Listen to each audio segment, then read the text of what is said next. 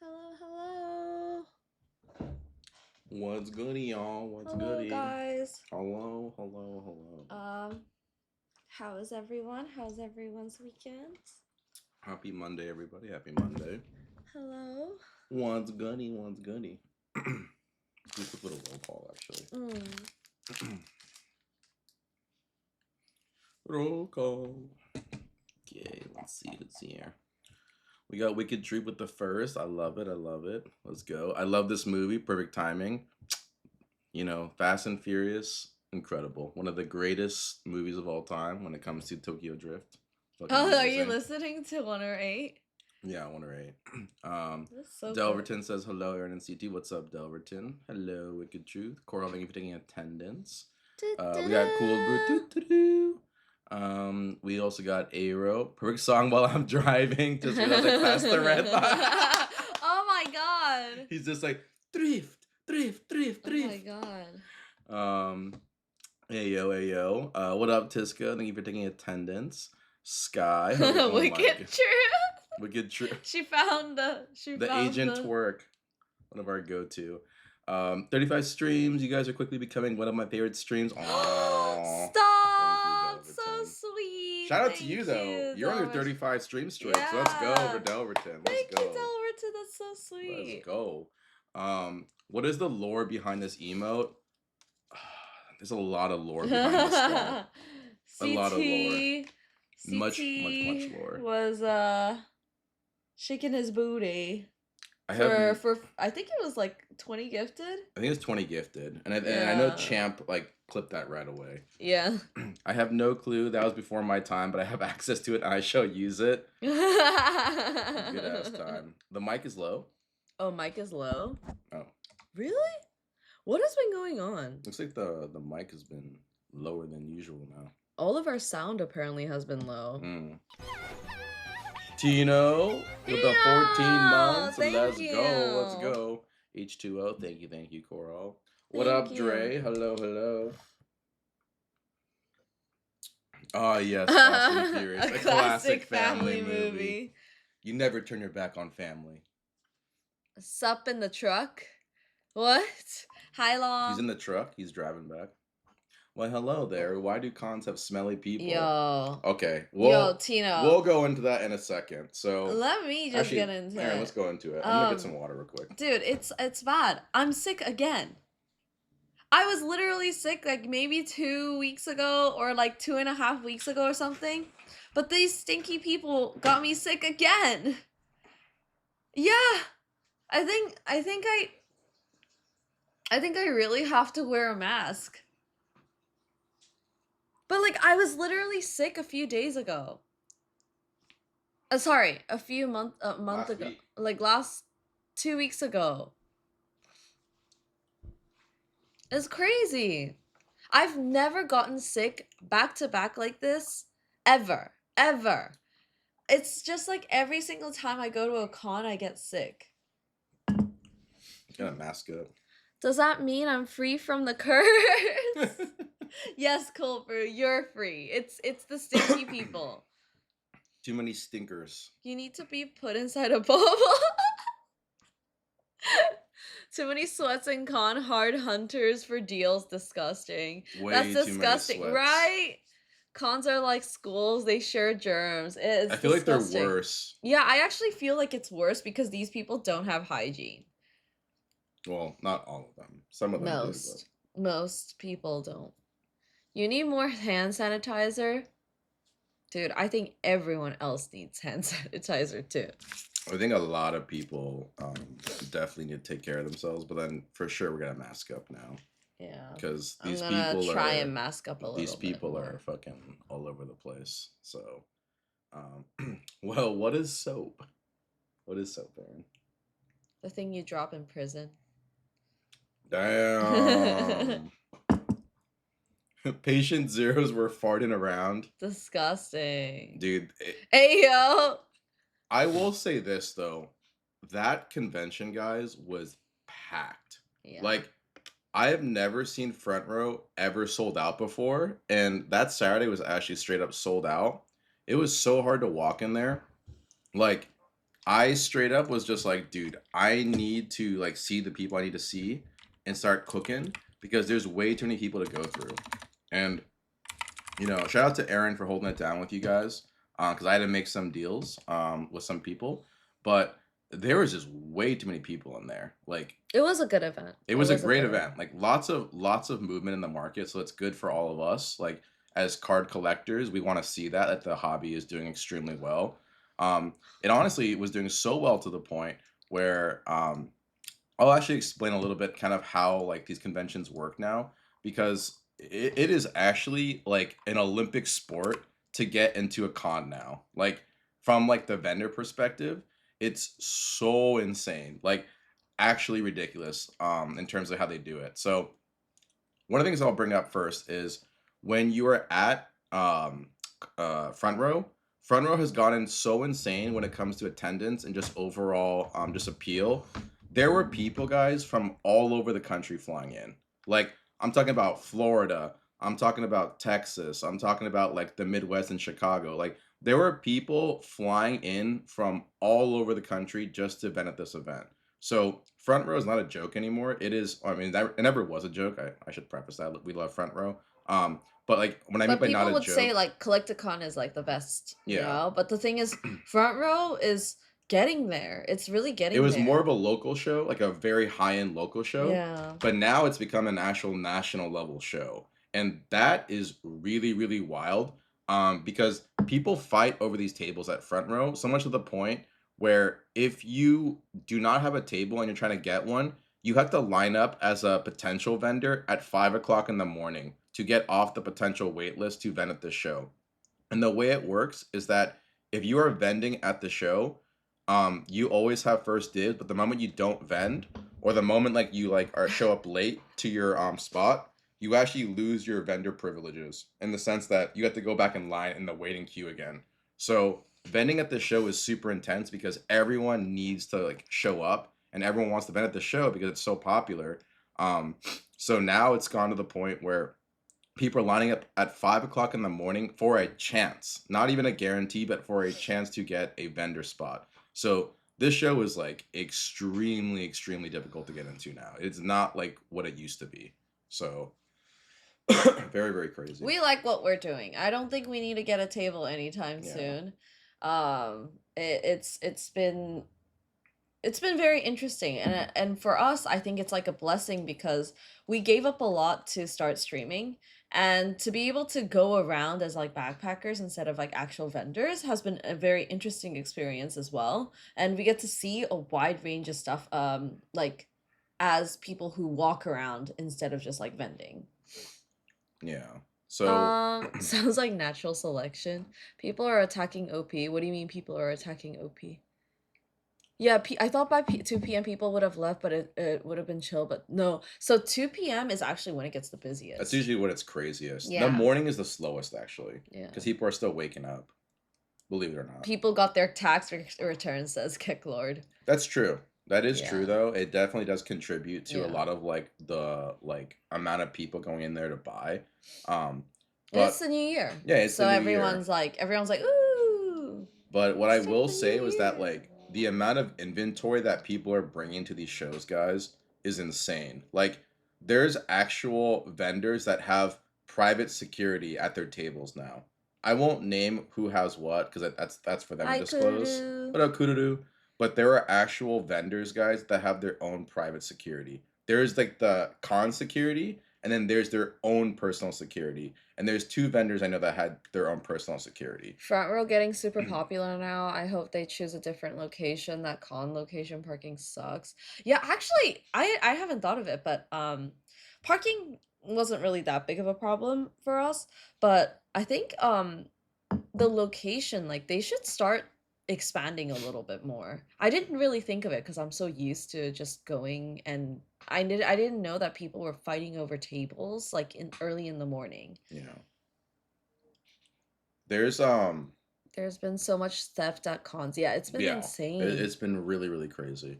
Heard there's a decent amount of EBO3 English changing hands there pre-release. Mm-hmm. So there was an individual that Oh, I stated who it yeah, was. I stated who that guy was in our Discord. So if you guys want the tea, like We know who it is. We know who the guy is. So I just copied and pasted the link to his I Instagram. have So if you no guys ever need it, maybe just contact him I have and no idea why he would do that because he actually has a pretty big social presence. And like to me, that's so stupid to do because he's probably one of those people that was given those backdoor privileges of getting product early. And when you have that, you do not how show much you was he have it. reselling EVO 3 for? I think he was 680, I no think. 680. He 680. was Yeah, selling it 680 for a box. 680. Hi, so easy. No, Heard there was it's a. not stealing. It's there's I Bandai. mean, there are people stealing there, Okay, but so I we're will say talking about this. something There else. are Bandai reps and Bandai people that backdoor product every now and then to streamers. And the reason why I know this is because one of my contacts has been contacted before to get backdoored product. He always says no and says, no, I don't want that shit. But there are people that are willing to risk their job at Bandai backdooring product to streamers. And this is how these streamers get product very early. Um, Obviously they charge an arm and a leg for it because obviously they're risking their job for it, but it's just like to me it's really stupid as a breaker to do that because one, if you don't get in trouble, the person that like you're working will get in trouble and you might fuck it up for everybody by doing that, by the way. So even if Aaron and I were given the opportunity to go get product that early, we would always say no. Like, I think like a couple days earlier is fine or whatever. Like, I know it's still kind of taboo, but I get it at least. But when you have a product like 2 3 weeks in advance, in this case 3 weeks in advance, that's too much, man. That's like way too much. So, and I'm pretty sure it got bought out too. I would not be surprised it got bought out. He said so easy said that he sold 8 cases. That's disgusting. Yeah. That's actually Guys, disgusting. we can't even get 8 cases. We let alone maybe even one. Hi Bo. What up, Bo? Who else did it Pokemon say? up, gold and silver is down. What are you, CPM now? He's CPM Junior. I have a job site and we have a concrete pour coming in soon. Just saying, what does that mean? What does that mean? Someone got the Greninja set weeks ago in English and it barely got announced in Oh, Japanese. Koala said hi too. Hello, Koala. Greninja set weeks ago. Oh yeah, that was stolen though. That was stolen off the factory icon. They were doing a server. I think I know which factory it is too. I'm like pretty SRs are $180. You can't even use it. What are they doing? Are they just trying to grade it? How do you make public content out of product that you're not supposed to have yet? You're not supposed to. You're not. Like, Yeah. so what the smart guys do, well, I would say the most sophisticated guys do. Yeah, not even LGSs can get that. What they do is that they buy the product obviously off the person, and then what they do is they have other people stream that product for them. And so that's what a lot of like the smarter guys do is to kind of have like a scapegoat in a way. Even then, like it's still really stupid, but that's how a lot of product is. Did you quit your job, on, Kururu? on with the backdoor stuff. I used the backdoor sneakers all the time at my previous job. I remember when I used to live in Hong Kong, like my friends used to get backdoored like Gucci, like all the backdoored like everything. Backdoored everything because you could get it so easily. I had a buddy in college that he had backdoored access to Yeezys when it first came out, and he made so much money to the point where Luxury I was like, bro, dude, this is so fucked up, and he's just like, I know. Someone gave me 15K for. No wonder your PayPal was blocked. What the heck? Cool, we're cooking, man. This guy's like, I'm an electrician. I just moved out of the field. Oh. Oh. I see. You quit your job? Who quit his job? Kururu. Where? He said, I'm glad I don't have to do construction anymore. Well, you I quit? was like, huh? And then Huh? Korhal said, I think he's full-time at Buddy's. Are you actually? So many backdoor jokes, damn kids in the chat, and I got yelled at for that. No, we didn't know. No, we had no idea. When did you do that? Well, I had an injury, so now yeah. Oh yeah, and also we met Keem yesterday. Oh yeah, so we can talk about that as well. So I mean, what's there to talk about? This guy was just shopping. that's true. He That was just it. shopping, but we met Jake. Like, properly met Jake for the first time. Yeah, I on met Jake Saturday actually a though. long On time Saturday ago, though. but it was like in the dark, so it didn't really count. But it was great meeting Jake, like properly for the first time, and like they're super chill. He's So really nice. yeah, Jake's one of the nicest people, and like I think for me in particular, I think one of the craziest parts was like I grew up watching Jake with my college buddy, and like to have that full circle moment where you're just like the people you used to watch, like you're like literally physically present with them, like in the same stream was like kind of crazy. Like I didn't really process it when I was talking to him, but after I finished the stream that day. I was like, that's really cool. Like to be able to you know, be with those people that like you admired growing up. So, shout out to Jake. Is definitely a full circle moment for me at least. Yeah, So yeah, yeah. So Keem told like it was Keem. I think he went to Buddy's on like yesterday because mm, he met up with Tay and Bree too. yeah, I met up for a little bit, he said. Yeah, we wanted to meet up all together, but we didn't. Yeah. The timing just didn't make Yeah, sense for right now. So um did Keem talk about Pokecourt? yeah, a little A little bit. bit, yeah, a little bit. So we're aware of kind of like, well, we already knew like the general gist of what happened, right? But we heard, Everyone yeah, knows. everyone knows, and apparently there really wasn't that much more information. After that, like the only thing that we clarified for sure was that they were definitely young people. Like the people who robbed them was Oh, definitely they like young apparently kids. robbed like Another the store. other stores like in that vicinity. And then also they're really fucking stupid and bold because I think like 4 streets down or something, they have a fucking police precinct. Yeah, there's a precinct right down the street, so it's Like what are you like you gotta be doing? insane to do that. And then I even heard too that like they robbed a Yu-Gi-Oh They store. didn't know how to hold guns. Wait, are you serious? I wouldn't be surprised. I mean, they're young kids. They robbed a Yu-Gi-Oh store and they had no idea what they're robbing. Oh yeah. They robbed a Yu-Gi-Oh store and it's like the boxes they probably bought, guys, are probably like $25, $30. Like imagine doing all that for $25, $30 boxes. Like that's so stupid. Like I don't know what's going through their brain. Obviously nothing. It's clearly nothing. One of the guys had an anime backpack. Oh my Incredible. goodness. They were like, please find me. They don't know how to Please. hold hammers either. Incredible watch. Dude, it's so unfortunate what happened, but like it's a telltale sign of like these people thinking like they can just get away with anything. Oh, the one thing that I found like really stupid was Keem did tell us that they were so dumb they didn't know how to open up the pack bar.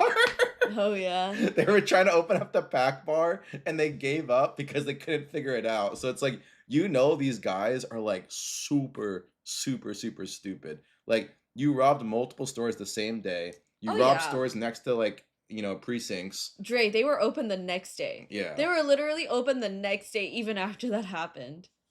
yeah, And like it's a lot of the crazy. times like these shops will stay open. Yeah. They will stay open because like they gotta pay the rent. They gotta make sure that their employees Yeah. are taken care of. Like, it's just back to business. And the one thing that I will say is that Courtney is so good at just like being really calm and like just really like taking a step back and being able to process everything. Because a lot of owners I know in that position would probably Did freak they the get fuck their out. stolen product? But I don't think I don't think so. so. I don't But think shout out yeah. to Courtney for just being so good at just being calm and just like rebuilding everything back up very quickly. Because I know some owners would not do that. Like they would like, go crazy, like lose themselves for a little bit and then like try to like recenter themselves later. But like Courtney is just so level headed. So it's amazing to see like that level of you know, professionalism Professionalism. right there. So it's pretty wild. Um, Imagine how hard they'll get laughed at in prison for stealing $25 Yu-Gi-Oh boxes. Yeah, as imagine it's like, oh, why are you here, guys? I stole a $25 Yu-Gi-Oh That's box. insane. Insane. So stupid. Absolutely brain dead. Yeah. What else did Um, we do? Saturday. Saturday, I mean, the dinner with everyone was nice too. Oh yeah. Sorry, I cut it a little bit shorter because I was like, I really want to hang out. I really want to hang out, and I couldn't focus on the group that was there. So thank you, Lena, Sobel, even if it was not because you wanted to be there. He was hostage And by yeah, Tino. and Tino Tino's for being hostage. there. So That funny. that noodle was pretty good. It Yeah, was Noodle just a Street was lot. It was good. so full. Yeah. Yeah, it was really good. How are you guys? We're doing good. I'm sick, so I might um step out in a few.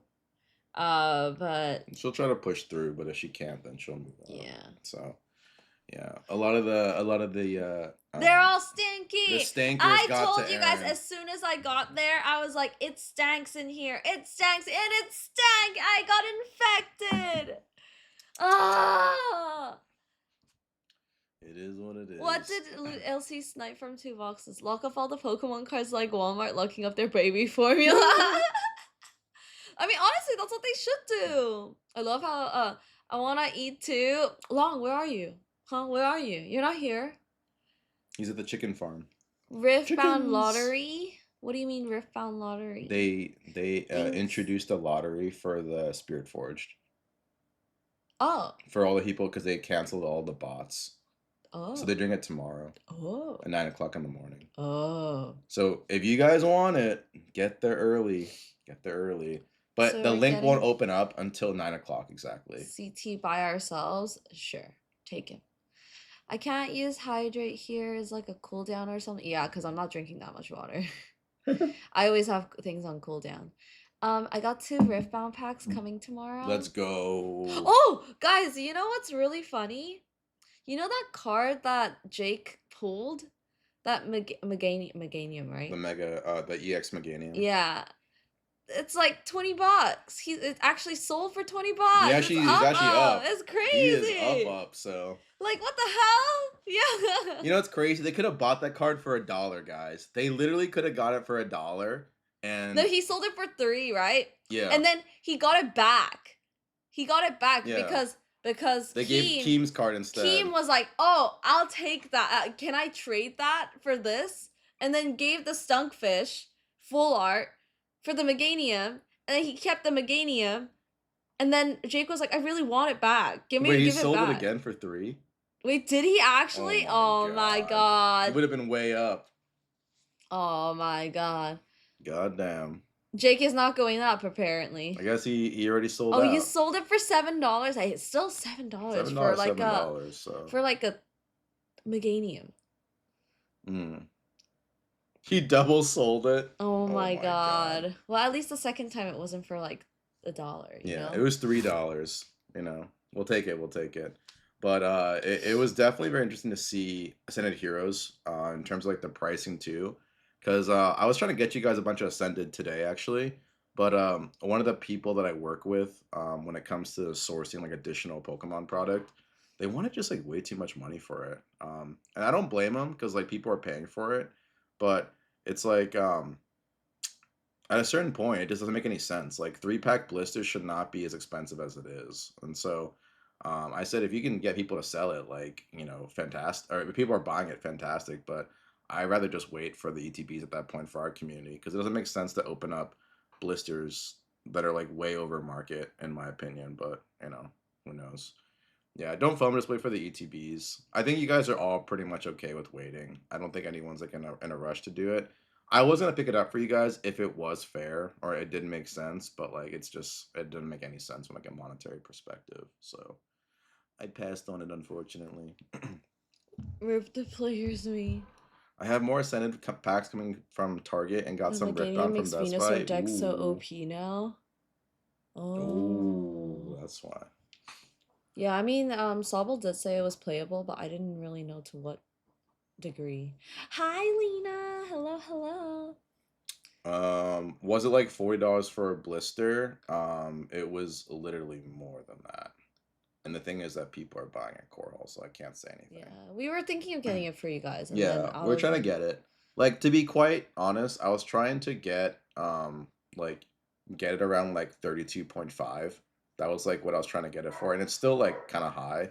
But at that price, I was just like, oh, I think you guys would be cool with it. Like around like anywhere between like 35. Um, but like it's just like it doesn't really make any sense. And so like it would only be a little bit just to kind of get the ball rolling if you guys want the itch to open. But I think it made more sense to just hold off and just wait for the ETBs because like the ETBs when they come out, like the pricing will make a lot more sense from like the math side of it. So I was just like, I don't really need to do that. So I'd rather buy EVO 3 packs than 8. we'd still buy the blisters.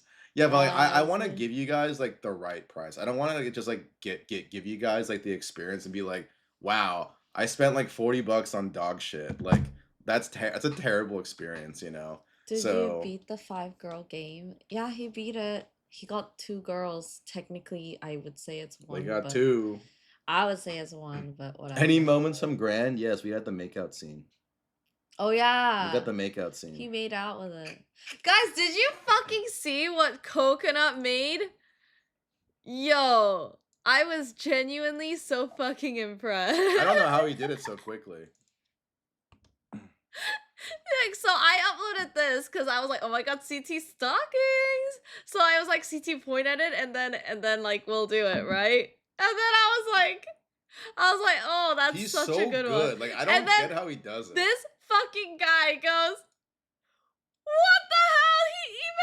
He even put the arrows like and the UI for this. I don't understand how Coconut is so good at this. Like he's actually like a genius when it comes to like memeing, like meme content, like doing like random like I don't know, dude. Like he's like actually like a genius when it comes to this kind of stuff. I don't understand. Like he's so good. Gooners work fast. Kermit the Yo, Depressed, thank you so much for the thank you for the follow and welcome. Yeah, Jordy, isn't this incredible? Like, how does he do this? He did this in like 5 minutes too. Aaron posted it. Wait. So Aaron posted this thing at 5:40. He was done at 6:02. Damn. Dude, this guy is literally like one of the fastest people I've ever seen when it comes to like getting like all the Back all the button memes just in out. case we need to go get that bunny outfit. Oh my god. See, there's like things to it. He's like so good. Like I'm actually thoroughly impressed by just how fast he is.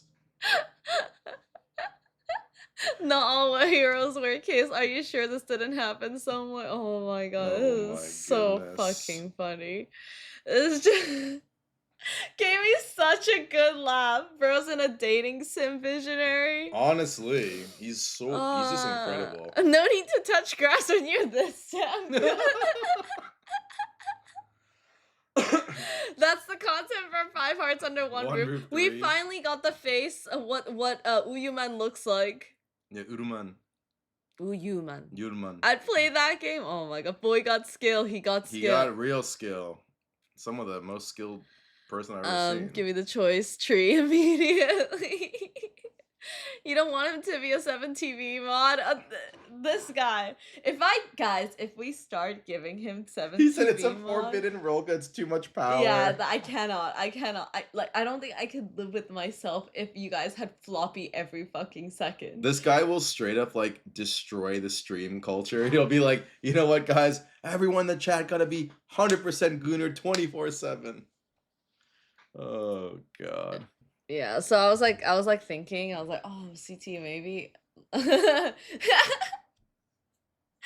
was we were at Uniqlo yesterday, and then I saw some bras, and I was like, I picked up the bra, and I was like,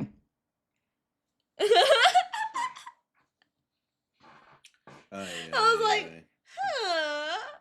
He was like, hey. There's a special maid cosplay ending with the nurse and the doctor. Ooh. Chat is a reflection of the streamer. No. Y'all are crackheads. I mean, I'm a crackhead. You're like, a crackhead. but You're like- honestly more a reflection of the stream than I am. Them? Yeah. Because you are a crackhead. I am not a crackhead. Then who reflects you? Who reflects me in the Yeah. chat? I. The closest? Mhm. Probably Bobby. Bobby's probably the closest. To be quite fair. He has the ability to like, you know, keep himself reserved, but then if he needs to like, you know, go out, he goes out. Okay, what about me? Who's the closest to me in chat? To you? Yeah. Because it's definitely not Sawmill. Okay, it's definitely not Sawmill. Who is the closest to Aaron in chat? Like just straight up crackhead. energy. Not Coconut. Don't even. I mean Coconut definitely. Spidey, No, no, not you. No. No, I am not. Don't say that. Disgusting. Who would be the closest? You know, technically, the closest to you is probably Keem when Keem's in the chat. I don't think so. I think Keem is probably the closest. I don't think so. Actually, no. I think actually Gary is. Yeah, maybe Gary. Maybe it's Gary. Actually, now I think about it, probably is Gary. It might be Gary. Keem is cool. Kururu, you're not cool. Damn. Saying Spidey is just to trigger Aaron. Disgusting. Keem is Cool is crazy. Who in chat is Aaron's spirit animal? Yeah, seriously. It's probably Gary's probably the closest. I think he'd be the closest. Yeah, probably. Or no, when she is here, but very rarely because she's always streaming, is when Trisha's here. That's who's the closest. Trisha is like from one crackhead to the next crackhead, okay? Trisha is by far the closest, but like Trisha's always streaming. So when she is in here and she raids, I would say Trisha, but otherwise it's probably Gary. So yeah, I would say Trisha. Dude, you should see Trisha and I in like you guys should see Trisha and I like off stream. We're literally Offline. like it's just a bunch of crackheads. Like you guys should have watched when we were watching the Worlds together. Oh.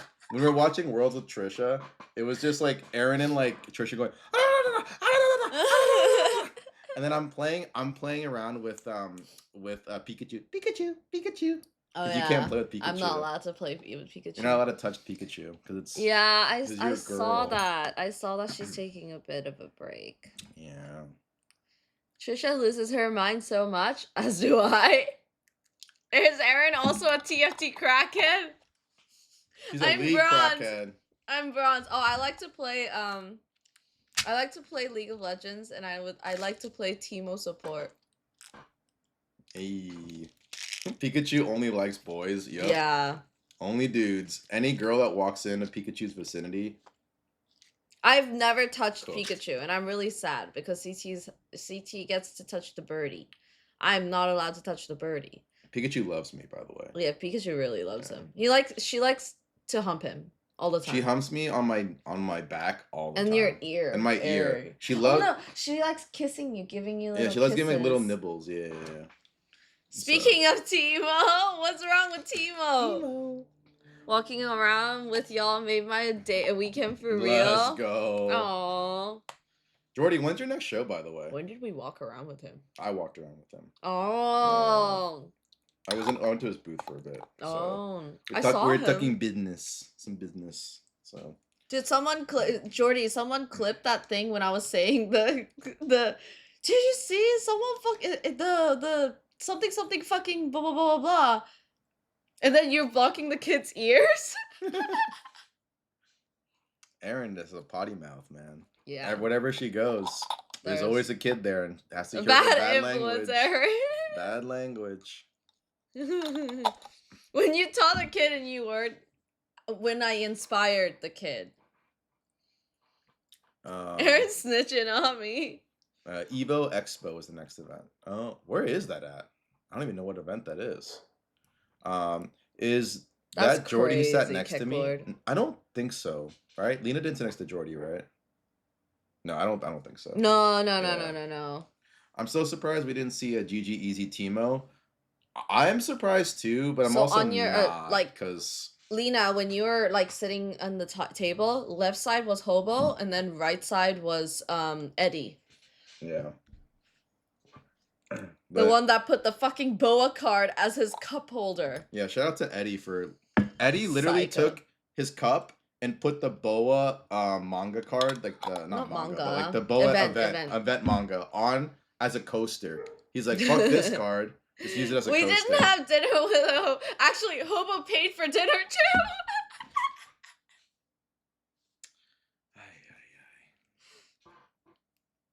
Insane. I saw it immediately. It took me a while. I didn't know he did that until he mentioned it. I was like, what the fuck? Placing her where she belongs below a cup. disgusting. I was like, "No, Eddie." And then Eddie afterwards, he like sends me like a follow on Instagram, and I was like, "This guy," and I follow him back. Lovely. What up, Blowfish? Hi, Hello, Blowfish. hello. Hello. Yeah, Eddie was he was fiending at that dinner. He's doing me a favor, keeping the population of the boa card low. I'm on his side. I'm so excited to get your stuff back. Apparently, there's already one PSA 10. For what? The For boa card. Oh, I mean, I'm not surprised. Yeah. It's probably happened in pre-release. They just graded it right away. Yeah. So, yeah, it's gonna be crazy to see how long the One Piece hype train's gonna last. Because, for today's segment, we'll also go over some of the big One Piece movements that are happening, Oh, you mean as you well as or just not overall Yu-Gi-Oh? in general. Well, Yu-Gi-Oh too. So we have what we'll cover today is One Piece, Yu-Gi-Oh, Gundam, and a little bit of Riftbound. And if I'm missing anything, I will address that. Oh, and Pokemon too. Pokemon is moving. There's movement actually everywhere, guys. Like from the vintage side to the modern side, to like everything essentially. With Pokemon, I'll try to keep it so that it's more so like with modern, so you guys can kind of like follow along and like make plays and stuff. The vintage side, like you guys already know, it's been pumping like crazy. So Yu-Gi-Oh overframe cards? No. Like vintage like Yu-Gi-Oh. vintage Yu-Gi-Oh's been going crazy. I don't even want to talk about Dragon Ball. I'm gonna be really Yeah, honest. I'm not I gonna don't bring even up want. Dragon Ball because Dragon Ball has like garbage fundamentals. Like every other TCG here at least has something going for it. Dragon Ball has one of the worst fundamentals of any TCG I've ever seen. So we are not going to talk about Dragon Ball because it's just not. It's not going to sustain itself. If you Let's just guys say want that. to learn more about Dragon Ball, it's not gonna be from us. Yeah, we're not Dragon Ball people. Um, I respect the people who collect Dragon Ball, Do you? but like, actually, not really. Only some guys. I really don't respect a lot of the Dragon Ball collectors, to be honest. Like, they're some of the worst incels I've ever met. Like, I've met some bad people in Yu-Gi-Oh! Dragon Ball's just as bad, if not worse, because there's no fundamentals. And what I mean by that is that like fundamentals is based off of like there is a clear data trend in terms of why things are doing well or bad, you know, and you can always tell with that. With Dragon Ball, it's just like everyone has some crazy thought in terms of why they think that their card is worth like 10x of what it's actually worth. It makes no sense at all. So that's why I shit on the Dragon Ball community a lot. I'm sorry. I think the Dragon Ball Cell community is way better. I think the people who collect art, way better. They're much more sophisticated. They make a lot more sense. But even then, they have a lot of egos too. But it's in the whole space has egos, so I don't really care. But when it comes to the Dragon Ball TCG, some of the most brain dead people are not TCG guys. Like the most brain dead of brain dead. So that's why I never talk about Dragon Ball in the stream. We just need to get them into Weiss. Oh, that's the other big thing, Icon. There is some crazy Weiss sales that happened today and yesterday. So I'll go over that today as well. On eBay, there were some wild sales. So I'm just like, holy fuck, we might be coming back, guys. There might be some movement. So I'll go over all that stuff today and kind of cover pretty much everything. But let's see what I've been missing. What are you guys most excited for, actually? Desperation is a powerful emotion. It definitely is. Naruto thoughts? Too new, Jordy. I can't really say. I'm not a big fan of the company that's producing it in the sense that like I just don't know what they do or kind of like what they're up to. There's actually two companies. There's Kai, which is the Chinese side that does the CCG, and then there's like the Mythos TCG that does the TCG side. Um, if I had to guess, the Chinese CCG is probably more prominent because that company is actually pretty decently large. The Mythos TCG, I have never heard of them, so I do not really know what it'll really do because the only thing I saw from them was that there was a gold card that was out of 2000 for the Naruto, and serialized cards out of 2000 is 2000 too many. For a new TCG, that number should be like 10 max, honestly. Like 2000 is way too many serialized cards. Um, let's see here. I like the anime, but that's about it.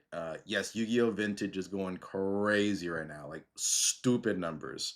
Dragon Ball has manga cards. Yeah, we don't care though. I just want two cards. I think honestly, Chow, you just wait until it's lower and then you just buy it. Yeah, Like right now it's hot. Dragon Ball is gonna crash so hard when it comes back down. It's not. It does no strong fundamentals behind it. Dragon Ball, is that why? I mean, I was grabbing for art here and there. The OG Yu-Gi-Oh cards, I missed that. Yeah, OG Yu-Gi-Oh Blowfish has been going nuclear. Like there's some crazy sales going on. One of them actually happened today. That was like a historic sale, which I'll cover like The very PSA quickly. 10 Goku I got graded has no correct value. Mm. Oh Someone no, I'm here, not asleep. I was looking on my phone. someone here I'm is a little selling Yu-Gi-Oh tired. Penguin Soldier for $20 when it's 50 cents. I want the Bardock God Rare. That's a They're nice watching card. your stream. I don't think I don't, so. even if they are, I don't really care. All these Dragon Ball Z and no Digimon.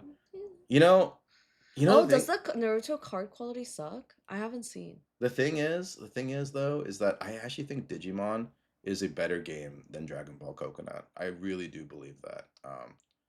But we'll see what happens with it. I'm excited for My Little Pony. You know what's funny, guys? If you guys really want, we can get as much My Little Pony as and much and Naruto. Naruto We are CCG. not getting Yeah. My Little Pony. We can Like get even as I much don't want My Naruto Little as you want. Pony. Like, if you guys really want it so bad for shits and giggles, we can get it, the CCG variant, not the TCG one, but the CCG one. One of our friends is like partnered actually with that company, so getting that product is super easy for us. So if you guys do want that, as like a Meme Monday kind of opening, I can ask them to get product. That is not a problem. And it'll be very, very, very fair pricing too. Blowfish said I couldn't tell talking about Dragon Ball will make you tired. No, no, no. Uh, I heard My Little Pony. Oh my god, Koala, no! My Little They have Pony. cards. They have Yeah, they TCG cards, do. but I would not recommend you get them. What happened to Jake? Sound like he got scammed with his Pokemon card. What happened? Oh, he's fine. He's saying that like he sold it for $3 when it was, Oh, yeah. He doesn't really I mean, care. he didn't really care. I found a first at Tryhard Dragon, by the way. It's in bad condition as a result of cleaning up. How much My Little Pony does $500 get me? Oh, Josh, probably a case. If Don't- you want a case of My Little Pony, Wait, Josh, let's you could look probably right get a now. case. Let's look right You now. could probably get a case of My Little Pony for $500. My My Little Pony CCG.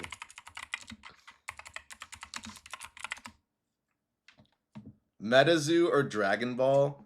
Bro, they're both dog shit. But I would say Dragon Ball's better. But like, yeah, they're both pretty bad. All right, guys, let's look. They don't even have a You case. gotta type in Caillou. My Little Pony. My Little Pony. My Little Pony and Weiss went. Don't even. Please, bronies, chill. My Little Pony. Which is better, My Little Pony or Aether Drift? Aether Drift is still much better. My Little Pony. Oh my god, it's a 2.5K card. Twilight Sparkle to the moon. Twilight Sparkle. Look at the Oh solds. my Look at the God. solds. Let's see what's sold. I know Day will go ham on My Little Pony. Oh no. There's no way that went for 260. That's crazy. Yo. Wait, that's kind of cute though. What in the world? Yo, but seriously? Sheesh. One sold for 260. No, Goddamn. No. This needs to. My Little Pony, There's baby. just no fucking My Little way. Pony. The untapped brony market. No. Aaron doesn't want us to be rich. No, I don't want you guys to get scammed. My Little Pony, baby. Let's see. It definitely sold. You're gonna fuck up your algorithm? Don't worry. No! Yo, it's sold. No It's way! sold. My Little Pony, guys. All the bronies in the chat. Furries are rich. How will My Little Bandai and Pony. Dragon Ball even revive the TCG? Any methods of reviving dead games? I'm curious. You can't revive a game that's dead, Jordy. It's like once it's dead, it's cooked. People have tried to revive dead games, but once it's to the point of no return, You it's snooze, you literally lose. gone. It is gone. Gallop to the moon. That's insane. Well, Well, glad my daughter is in bed. If she saw that card, she she would saw be it. begging for the She saw 260. it. She saw it. Oh no, Kanan. No, Oh no, Kana, I no, thought that no, was no, no, no. Old Man Guido because Old Man Guido's also green. So I was like, yo, actually, Hey, your My Little daughter already Pony. saw it. My Little Pony. But if you guys really, Yo. really want it for me Monday, I literally can get you guys as much My Little Pony, as much Naruto as you want. That sounds so weird. I can get you, we can have a meme Monday of Naruto x My Little Pony. Do you guys So- want a meme Monday, My Little Pony? I can easily do dads that look next alike. week. If you guys want to, we can easily do that. My Little Pony over Uma Musume? Oh my god. And by the way, it's actually English too, guys. It's not even Chinese, it's the English version. She actually has some of the TCG form from My Little Pony. Oh my god, is it Ooh. this one? Oh no, this isn't that. No, that's the other one. Oh my god. CT for the people. This one. How much for a box? That's crazy! Oh my god. What have I done? Okay, I will tell you this. I will call my contact tomorrow and I'll ask him how much My Little Pony and Naruto's worth. Wait, Who what wants a box battle? I expect everyone to box battle, by the way. If you guys are opening up this shit, you have to box battle. Like, there's no way you're gonna open this up and not box battle. It's meant for box battling. Look at this. CT is so Oh my fucking God. cursed. That's not a bunny. Oh god. If you guys want pure epicness, we will get you the box. if you What want. the fuck is that card? Is this the Oh new yeah, this goated is the set? bunny. I want that Pegasus and then created. Box Roy battle. bunny. We did Box say battle juicy we did honey. say coconut. We'd do a juicy honey Discord stream one day. When we're big enough, we'll do a Discord stream with juicy honey, and you guys can box battle to see who gets the bigger tits. Okay. That card is my paralysis demon. Why is CT on My Little Pony card? Aaron brought it up. Oh No. shit, juicy honey. We'll do it. We'll do it. If you guys really want to, we can do it. No, guys, don't do this. No, Naruto. We do Naruto. Okay. At least look at Naruto, right? There's actually some expensive cards in Naruto. Caillou. Juicy Honey got Polaroids? Oh, They shit. do. They Oh, do. shit. Okay. Wait, look at sold. Gara. I sold. I do, guys, I love Naruto. You had me at juicy honey. That's New content idea: the desert of consignment, selling unwanted Oh items. no. You love these cards? Go to the highest. They are Oh cute. shit, they're expensive. No.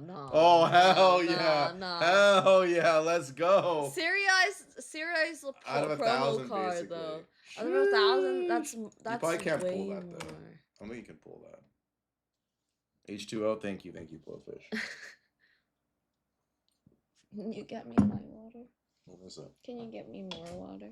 Where is it? In the white one. Was this one in the cat and a half one? There's no way. It actually sold, guys. What the hell? Full case, let's go. Do you guys actually want it? Okay, I'm down for Naruto. Please don't make me open My Little Pony. I can actually get you guys a whole case. Like I'm honey. like pretty confident, like 99% confident. What website is this? This is 130 points. Believe it? Oh my god. It's 130point.com. All right, let's see what the other cards are like, because that's a PR card.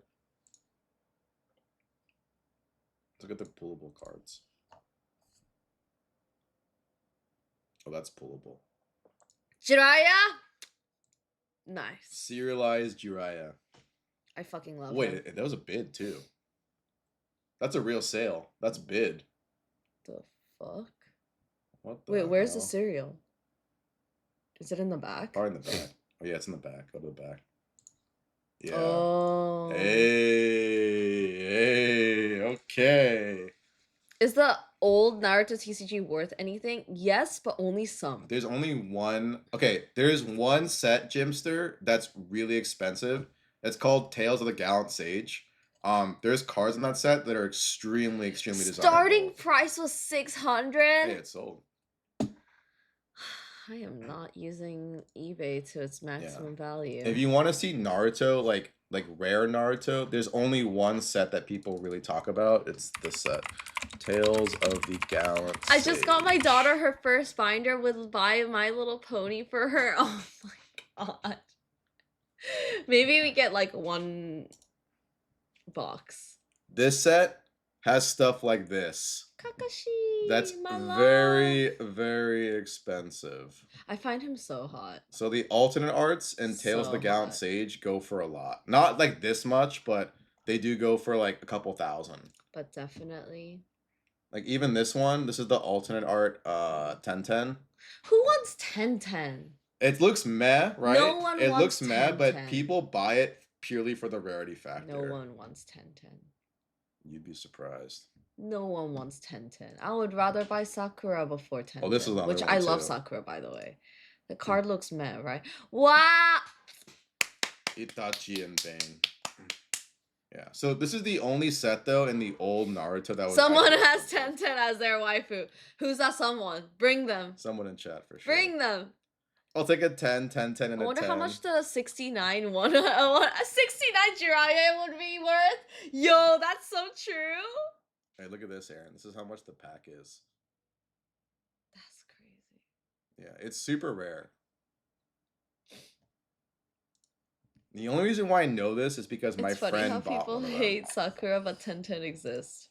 I'm just saying. Oh, this was She's paid kind for. of annoying. I'll make a 1010 and a 10. I gave all my old Naruto to my best friend. We pulled some bangers. He still has them to this day. Get it back. Wait, this was paid for, Aaron. Get it the back. SR. This isn't even the alternate art. It paid for 400. Damn. The fourth and the fifth. The fourth and the technically the fifth Hokage. But yeah, this is the one set in Naruto that's pretty busted. But then in terms of like the Caillou stuff, it's Asuna all day. Naruto Caillou English. You can see what's expensive. Well, that Zabuza's nice. The Zabuza. What was that? Shisano one. Susano? Susano one. Oh. Susano. It's a couple thousand. Which one was that one? That's the one that I just showed. He didn't show it. No, the one that I just like Tales of the Gallant Sage. It's like from like that era. How many sets of Naruto has there been? We can look it up. I'm not sure. Let's see. Caillou. Is it only Caillou? For right now, yeah. It's the only active one. Yeah, but how many sets they have? I'm looking.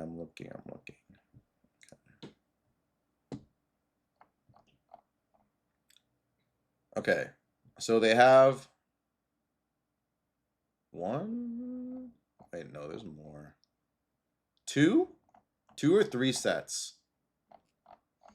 I think there's 2 sets in English so far. So, yes, My Little Pony's with them too because it's part of the same universe. Caillou does My Little Pony, so it's My Little Pony and Naruto. There's also one more. They have Tokidoki. They had Tokidoki as well, but they do have Naruto and My Little Pony. That explains why Tay has both. Now you know. So, yeah. That would be. I think there's either 2 or 3 sets. I think so far. I can find out for you guys when I ask, but oh my it's like god, 2 or 3 sets. I am totally down for Naruto, but wow, I didn't think people are actually interested in My Little Pony. They love My Little Pony. Yeah. Oh, Tay is a partner too. Oh, okay.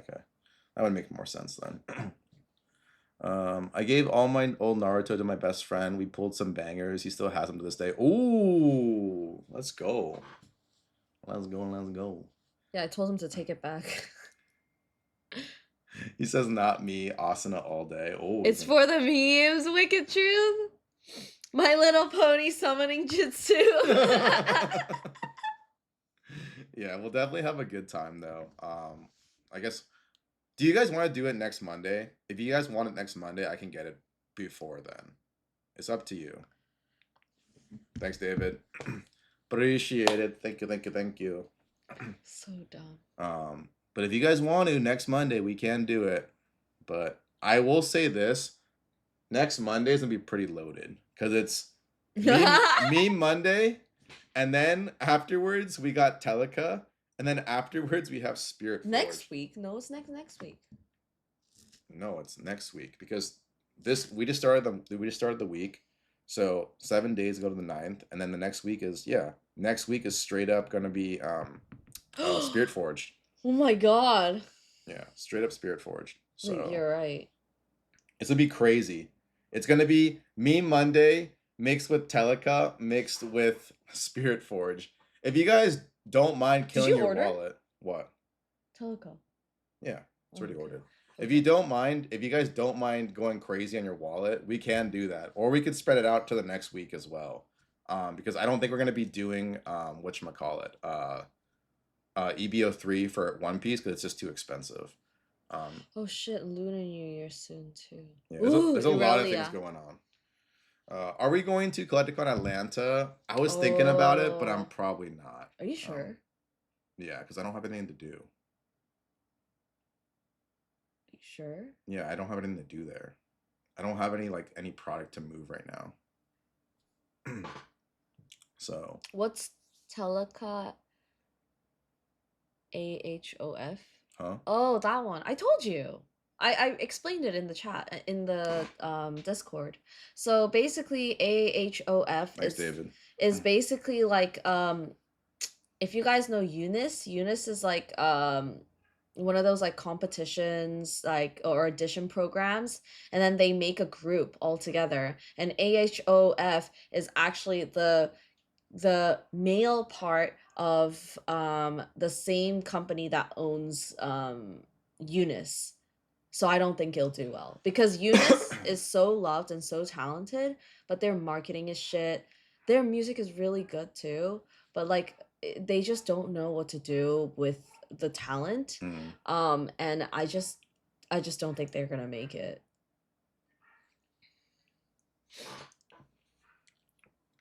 What do you mean if you don't want to go crazy in your wallet? I'm already going crazy on my wallet. Oh my god. Yeah, mean, they are a rookie boy group. It's a rookie boy group, but it's like made by like an audition program. But it's like you also have to look at the label, and the same label that owns them owns Eunice, which is actually a group that I really like, but they just don't do very well. Kanan said My Little Pony would be my first purchase on the stream. I saved my money for the good shit. For the good ish. Wait, where? Kanan, My Little Pony would be my first purchase ever on the stream. I saved my money. Oh for my the god, good-ish. Kanan. He's like, only the best, only the best. The life of most Nugu groups. Kind of. It's kind of sad because Eunice is very talented too, and I love their songs. Like, I fucking love their songs.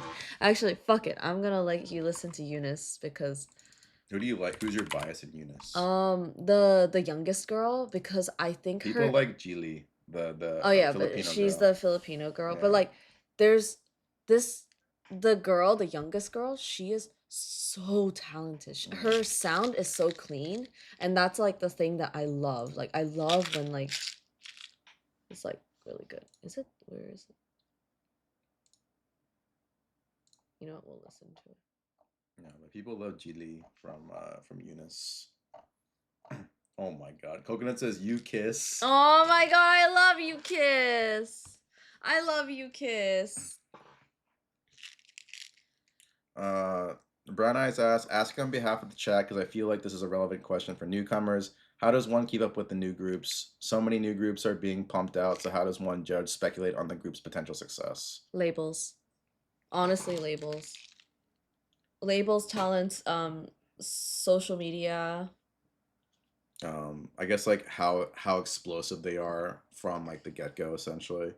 Like when Cordis came out, they were exploding all over like TikTok, Spotify, you know. And they were like brand new and like they're already killing it to the point where they're already gonna perform at NBA All-Star But Weekend. I will say, definitely labels is like a big one. Yeah, and they are hype, so it makes a Yeah. big difference. So How would you rank top four? JYP, SM, YG, and Hybe. And the big any dogs. of the subsidiaries under any of those big ones. Would you put Starship underneath that fifth? Starship is a very special one. I would say so. I would say that Starship is a good enough one because IVE is carrying so hard, aka One Young is carrying so hard. Wanyo and friends. Yeah. But yeah, I mean it's kind of interesting. Like Hive will bury previous groups to promote new groups. Same with SM though. yeah. Chorus is with the same label as 17, aren't they? 17? I don't know boy groups like that. I thought 17 was 17 was, I thought it was SM. That's what I thought. I think 17 was SM. Yeah, Starship would be 5, yeah. Oh no, they are Hybe. Oh. Oh. Oh no, Pledis, they're oh, Pledis, Pledis. my They're bad, Pledis. Pledis. Yeah, they're Pledis. Yeah, the Pledis is subsidiary. under. Yeah, it's underneath it, so they Yeah. technically are Hybe. Yeah. 17 is Pledis. Yeah, they have Monster X, Kiki, and then Ivan and Wuju-san. Yeah. Yeah. Yeah. Interesting. That's probably would why I make can't sense. even like keep count of what companies or what labels Hive has bought. I think the only label I can think of that is like from like I wouldn't say a no-name label, but a very unknown label that's a major group is probably ATEEZ. ATEEZ is probably the only group I can think of that comes from like a no-name label. Every other like top tier like K-pop group right now all comes from like one of the top like 5 essentially. I would say Cube was pretty big back in the day, but now Cube is being carried by Idol. Yeah. Um But isn't Idol like going like their own way too now? No, they re-signed. Oh, they did? Yeah, they Oh. re-signed. That's because Idol's ATEEZ has label. good music. Dude, Good ATEEZ music. is banging, dude. ATEEZ My is top 3 of crazy. all time: Creed, Ayumi, Hamasaki, Pantera. Why is it that when you say something, it sounds like porn? I mean, Ayumi Hamasaki is actually very famous.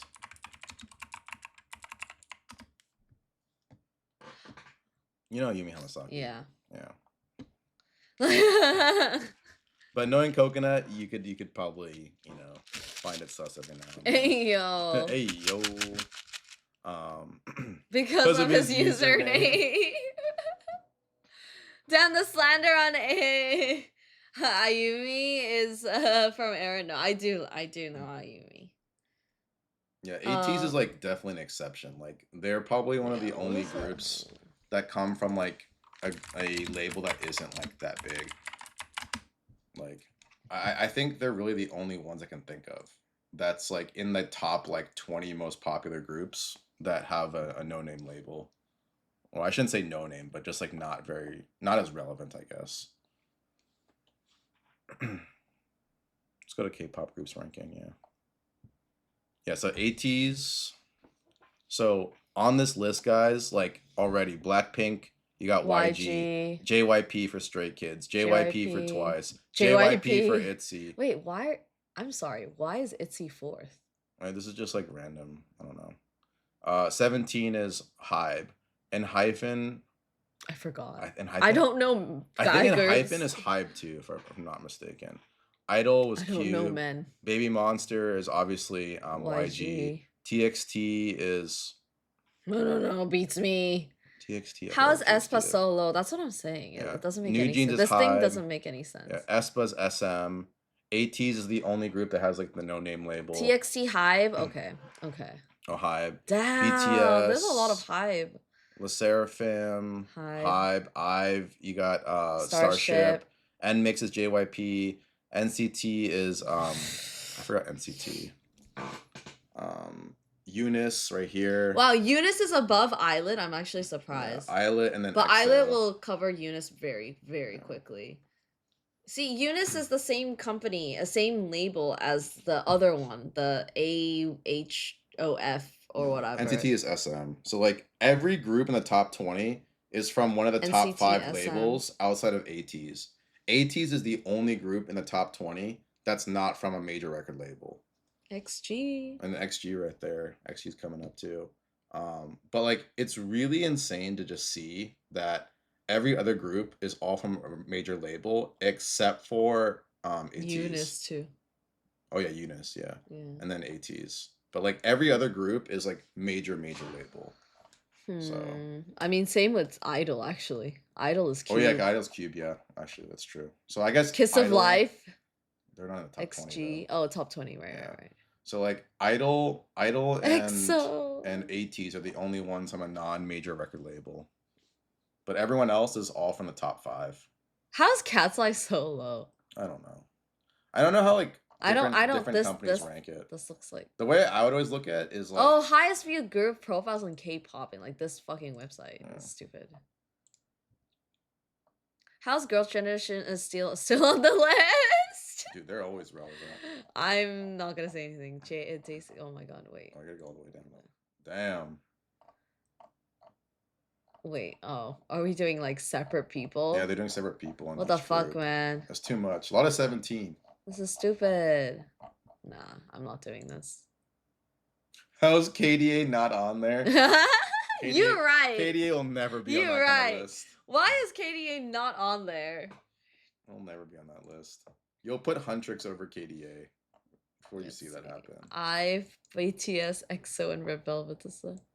Red Velvet, Luna, Billy. Billy? But you could easily do this, Aaron. You could type this in. Shout out to Rose on her first ever song, K-pop artist on Grammys. Hell yeah. My girl! I've always loved Rose. Since debut. So you could look at most followed K-pop groups on YouTube. Oh yeah, that's. This is probably a much more accurate. Okay. So you got Blackpink almost at 100 million, guys. We're almost there at 100 million for Blackpink. 82 million for BTS. Big Bang, baby. Big Bang at 16.7. Stray Kids we got at 20. Wow, Icon is top 12. That's crazy. Dude, Stray Kids at 23. Big Bang's still going don't strong. sleep on Stray Kids, guys. Man. I love Stray Kids. Is a banger. Wow, you got more 17, so than Twice. That's crazy. 17 and hyphen TXT. Yo, Baby Monster at 8th now. Let's go. Wait, who do you think is richer though? Who? Twice or Stray Kids? Huh? Who do you think is richer? Twice or Stray Kids? Yeah. I have a feeling Twice still I think is. it's Twice. Because Twice has better brand endorsements. Oh, that too. Each individual member definitely. I was thinking like it was killing it. because all the people who like Twice are like established men that spend a lot of money. Spend a lot of money on Twice. Honestly, like the Twice people are like down bad. Stray Kids, it's like younger girls that don't have money. I do think though, Stray Kids musically though at this point, and even performance wise, I think Stray Kids is better though. 100 million. That's 100 CNT cosplays. But Stray Kids has more music creds. Yeah, I think Stray Kids is actually currently in K-pop. I do think Stray Kids is number 1. Where's right now. Monster X? I don't think there's a better group than Shout Stray out Kids. to Jisoo for being consistent. Says Tezu. Like you have to admit, You still can't get into Twice. Wait, what's wrong with Twice? Aaron, you have to admit I fucking love Twice. of all the groups right now, Stray Kids is probably the best group right now. That's active because BTS is not active right now. Stray Kids is probably better than Blackpink. You know who's gonna be active soon? What? Big Bang. Oh yeah, but I still think Stray Kids is better than Big Bang right now. Like from like a pure skill perspective. No, but Big Bang has like a different take on the world. You don't understand. You don't fucking get it. You don't get it. Big Bang is just Big Bang. I don't know. I think Stray Kids is like actually like top. Yeah, but they're like now. Okay, CT. I love Stray Kids too, but they're puppets. Big Bang are not puppets anymore. They've like established themselves in so many different ways, and there's so many things that they've done that there's no one else that can do what they do. Okay, of all the people on this list, except Seungni. Fuck Seungni. He doesn't even count. I don't even talk about. Of all the people on this list, who do you like the most musically though? Like in terms of just pure number of music you listen to. Is it still Big Bang? When I'm in a mood, Let's yes. just say the top 20. So anyone from Blackpink all the way down to NCT. So you have Mamamoo, LE SSERAFIM, NCT Dream, Cat's Eye, Treasure, aespa, New Jeans, Icon, Idol, ITZY, EXO, Baby Monster, TXT, and Hyphen 17. Big Bang, Twice, Stray Kids, BTS, Blackpink. I listen Who do you listen to to the most? the most. Okay, Yeah. top three definitely. I listen to Blackpink, Stray Kids, and Big Bang. You know Actually, even you know Twice. you listen to TXT a lot and you don't even know that. I do. No, no, no. You listen to so much I actually TXT and you love don't even TXT. No, realize I it. fucking love TXT actually. To anyone is great. To anyone is great. Like TXT is always slept on for whatever reason, but like their music is always really good too. Bo said he should be free about Sing Me, and he goes, "No, no, shouldn't be, shouldn't, No, shouldn't. He had like his own panic moment in chat, like. On this entire list, it's XG for me. Where is Oh, XG? XG's new song is XG's so 28. good. It's actually pretty high. They're pretty high though. They're at 28th. New Jeans is great too. It's just sad because they don't have many songs anymore. Like I can't just keep listening to like that, you know. Big Bang, just incredible. But I do have to be in a mood to listen to Big Bang because it's not new music. So I would have to like go back, like I have to feel like very nostalgic to go back to Big Bang. But yes, I do love TXT because it makes me really happy. I do like TXT. It's Big Bang and then everyone else. Card being 31. That's actually pretty impressive. Card doesn't have enough songs. Yeah. Last farewell. I think for me, on my playlist, it's actually, I think it's interchangeable between New Jeans, Didn't Stray. you say top 10? No, I said top 20. I'm saying it in terms of like which groups I play the most like music to. Sorry, which groups I listen to the most to. In terms of most played, I think there's a lot of Stray Kids. There's a lot of New Jeans. There's a lot of XG. There's a lot of Baby Monster, and then there's a lot of. You know what's weird? I don't actually listen to Blackpink that much anymore. I listen to more of like their solo, CT, it's their solo because songs. yeah, it's because they don't produce any more Yeah, I music. know. They don't produce music. I just listen to their solo songs, but not like the actual group itself. I was counting their solo songs as well, though. To be very honest, I wasn't yeah. counting it because if I count solo songs, I listen to Shiny. I listen to Shiny. so number one by far, like if you count solo songs, it's actually BTS because I listen. I love spaghetti. You know which song I listen to the most though on my playlist? It's like number one most played by far. It's Seven by Jungkook. So Are technically, you sure it's not me? Huh? Are you sure? No, it's no, not it me is me. It putting is as me. you? Because I had I was doing it I too. had it. You know the car ride back from Vegas. Yeah. I had it on play for like 3 hours straight. Why? I don't know. I just never changed it. It was just looping. I didn't really think about it. From Vegas? Yeah. But there's no when you way. fell asleep, There's no way because Eric would never allow that. Eric was sleeping too. Oh. I was just listening to like to Seven the whole time. So like, if it's purely just music from one person, it probably is BTS because of Jungkook. But like, that's literally it. Otherwise, it would be the other groups. Hybe and TXT wouldn't exist if not for BTS. BTS definitely This is my favorite song from Eunice. set a lot of the precedent for a lot of things for sure.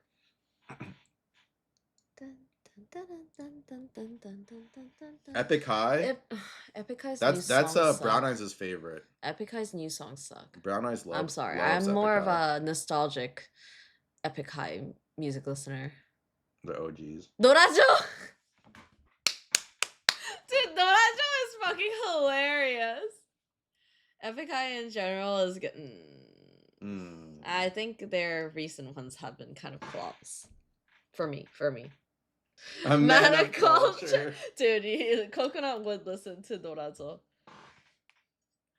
Aaron Pablo is so shits right on their about- members in English and they just take it, dude. It's so fucking sad. Honestly, like I used to love Pablo, but I think he's gone on like the deep end, and I don't respect him that much anymore. I'm like I think you're straight up disrespectful.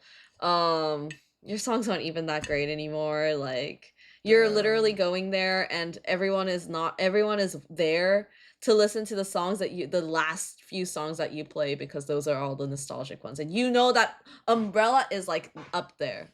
They became such ajashis, man. But do I think they're funny when they create like their fun content? Yes, I think they're really funny. Okay.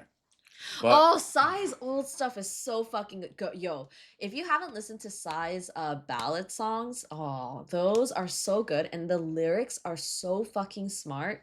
It's like it makes you like Psy's songs make you so patriotic because the wordplay that he does is just so incredibly smart.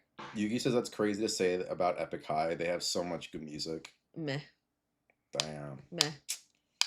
That I like their old stuff. I love their old stuff. Like I used to listen to it all the time. Yeah. The one thing I will say about all this though is that when you look at Oh, you know who I am listening to a lot now? who ADP. I'm actually listening to the they almost have good every day. music. Yeah, They have good music. I'm actually actively listening to All Day Project a lot these days. Like, I am obsessed with the song "Hot." Like, I'm so fucking obsessed with "Hot." Like, it's such a good song. I think ADP is dope. You've never heard of Epic High? Honestly, listen to their older songs and like they were like the blueprint. They were the blueprint. The funniest thing ever though is the song that you showed me the trot version of J Park.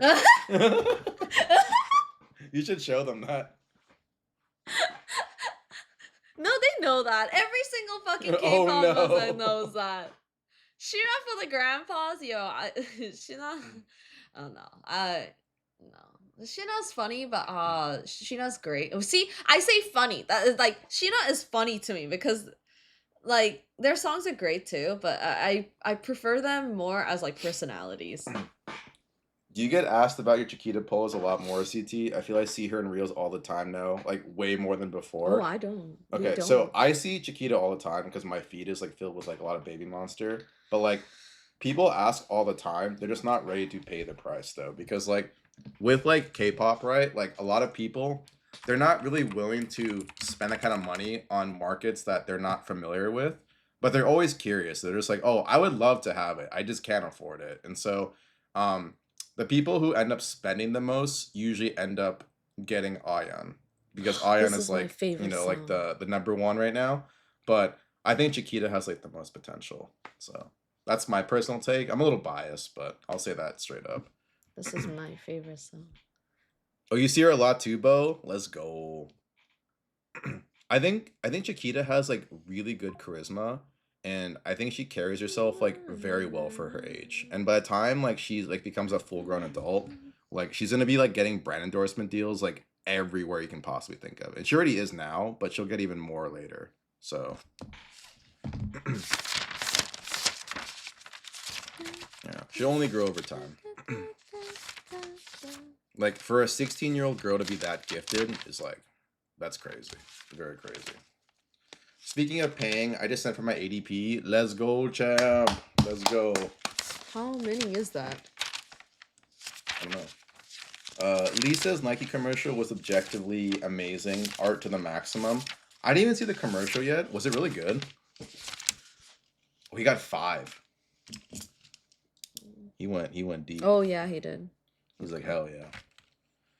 She seems very authentic, especially with fan interactions. Yeah, so when we were at her concert, the Baby Monster concert, Chiquita was the best when it came to like taking pictures with people's phones. She would go out Fan of her way. service. Yeah, fan service. She would go out of her Easy ways. math, thank you. She would go out of her ways all the time to like get as many photos as possible where the other members are kind of just like, one or two here or there. But she would go to like everyone in the crowd and be like, give me your phone, give me your phone, give me your phone. And she would just take pictures all the time. So I think Asa was pretty good too. Asa was very good too. Like in terms of like interacting with fans. Yeah. I think the person that was the worst was, to be very honest, Ayan. She was the worst. with Ayan interacting with like fans. like she gets like nervous and you can see it on stage, like she's very nervous.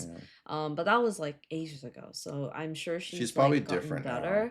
But like I remember Farita was also seeing- very good too. Parita was so She was good. she's like very angelic individual. Like, I love one. I love one. Okay, we can listen to one after. I was gonna listen to Love, Love, Love, but I can listen to Love one. that also comes with time too. Mm-hmm. Yeah. But she also mentions it like, oh, I'm like I get very nervous and stuff like that. She's Yeah, like she has social anxiety and a stuff. lot of it. So I was like, yeah, I don't blame her. I mean, yeah, it's a lot of a emotion to lot of pressure carry. on her too. Hmm. I mean, the song that everyone knows is "Fly." True, true. Time is ticking.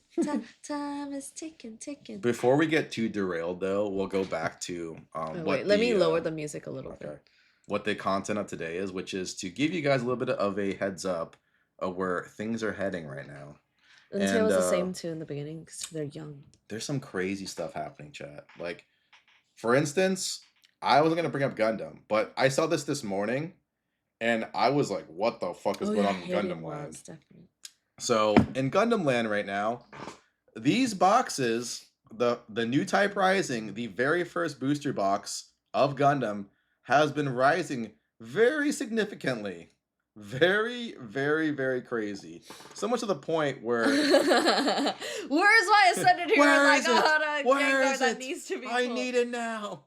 Dino, Rhyme, we were actually gonna get A Ascended bunch. Heroes, Yeah. like the tech boxes and stuff, but then we ended up not getting it It's too because high. it was going to be what, like $35, $40 40 per bucks. for 3 packs. Yeah. And it was stupid. I It don't just know if didn't you make wanted to sense. do that. I don't even think anyone wanted to do that. I don't think anyone wants to do it. So we'll just wait till the ETBs. You got 2 of those, Josh? Oh hell Hey. yeah. So just in the last Oh, nice. So where's your Gengar? Where's your Gengar? where's the Gengar? Where is it? Where's your God pack? That's pretty good though. We could all split those 3 packs. Yeah, but it would be $15 per Per pack. person. Like that's so shitty. I pulled a fucking Helios. Oh, he's winning. See guys? No. The blisters suck, man. I'm telling you guys, blisters suck. But this was on the 31st. So like when we were at Thank you for giving out a shout out. Thank you. I Yeah, saw we are that. back. I'm gonna bring that up again later, Rhyme, and show some of the crazier sales. But we're starting with Gundam first. There were 75 boxes bought out when we were at Front Row. Yeah. So at Front Row, people were buying up the new Type Rising stuff. So much of the And point. we saw more Gundam at the fucking show. I was saying for the longest time too, at 145 to like 150 is a good price point to get in. And I said I don't know how long it'll stay this low, but it's a good time to get in. I think that ship has sailed though, guys. You know what it's now up to 225. You know what the true testament is? What? What is the GDO2 at? I want to see. Oh, GDO2 is still in the shitter. It's is like it 110. still $80? It's like no, it's actually 110 now. It's back up. GDO2 is back up, but it's still in the shitter compared to GDO1. So if we look at like dual impact. Grab your boxes soon, guys. Grab those $80 boxes. Grab these shitty $100 boxes right now. 110. It's still real cheap. So if you guys want to speculate, it's 110. I'm pretty sure. Really I'm pretty sure. What is it? Project has some. Project definitely has some. In fact, I think they're selling them for $100. So if you guys want $100 dual impact boxes, you can get them. It's actually under MSRP, guys. MSRP is 120. You're $20 underneath. It's still 170 Canadian dollars there. Yo. Damn. You only call them shit because it reminds you of Ohio? No. This is shit. This is he shit. He didn't go to Ohio for this. He went to Ohio for GDO1. I went to Ohio for this. And we're up, baby. We're up. This is the product. Oh, we went up again. It's 230 now. Oh, what the fuck? Are you guys buying it right now? This is the product we went to Ohio for. We went to Ohio for this product. This is the good shit right here. GDO2 is dog shit. I still got a box unopened just sitting there. You know what? People said a lot of people said that fucking Fusion Strike was shit. And Fusion Strike went down to like, I don't know, at one point it was like $80.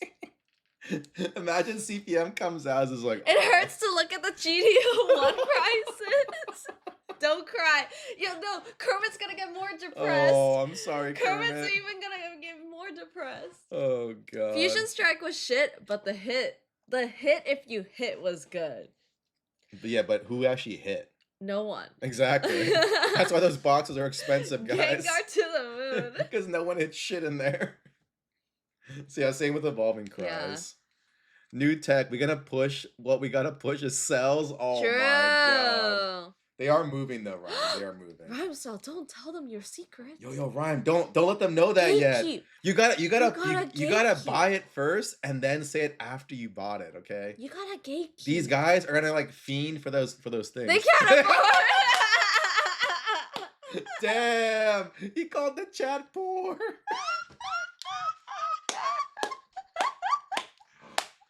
Yeah. Yeah. Damn. He's like, fuck that. Y'all Time can't to afford ban it. Ryan. Wages rise.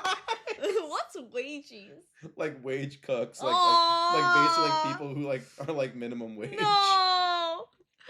Let me show you this Botan inside. Okay. Show us. He's like, yeah, I said that. He ain't lying. No. Okay. Let's look at Steel Requiem in the meantime. That's crazy. Okay, so these boxes are still holding its price. Very good. Let's see the singles, though.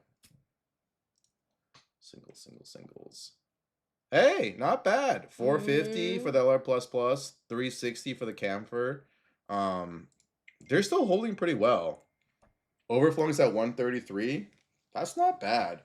I think, personally, if you guys want to buy something that's like Gundam related, I do think cards like these are great. Like the SPs. Whoa. I think are fantastic. Oh, shit. That's nice. Wait, that's nice, Dino. She's hot. God damn. Wait, is this real? Yeah. Oh. Very nice, very nice. Oh, shit. That's pretty solid. Oh, shit. But yeah, I think cards like these are not... Gundam is a great idea. Let me see what cells exist. Actually, if you guys don't know, Gundam cells are pretty cheap in comparison to like Dragon Ball and like Bleach and Naruto. Because there's too many of them. There's a lot of them, that's why. If you guys do find them for dirt, they're not a bad pickup because they're fairly cheap considering like how iconic the anime is. I finally finished 86 and what a peak fucking ending. Wait, this whole time you didn't finish it? Loop is taking second place. I mean this. Oh, yeah. Not bad. Hey, you got 2 of those. Hey. Lena, don't sell them for cheap.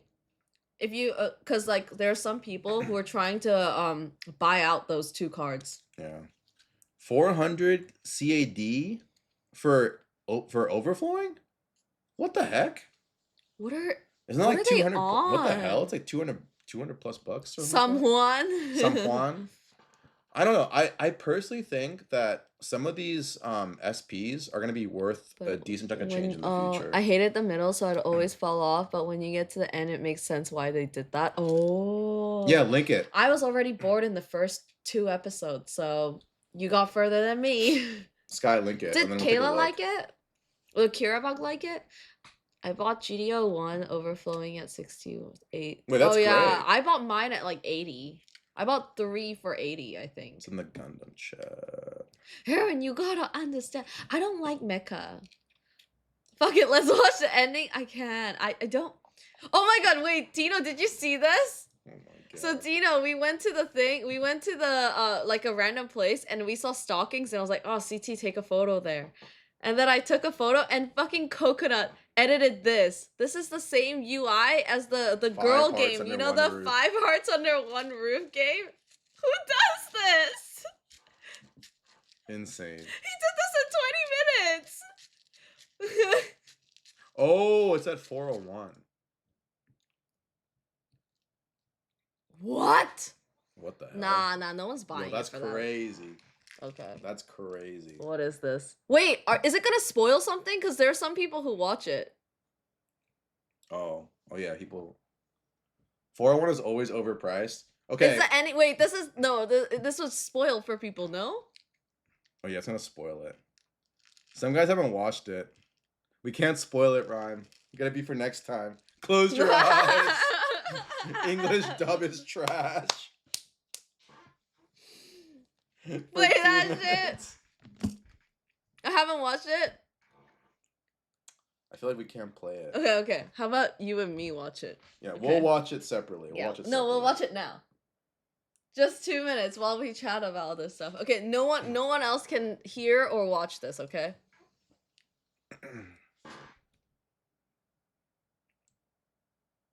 Just 2 minutes. Just 2 minutes, guys. Be good. Mr. President. Did you guys watch 86? Bathroom break?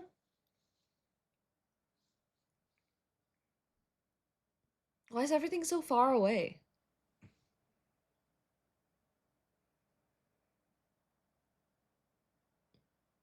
What is this? The upside down? Damn. 86 is overrated. Damn. Oh no. Damn. You're gonna trigger rhyme style. You're gonna trigger rhyme.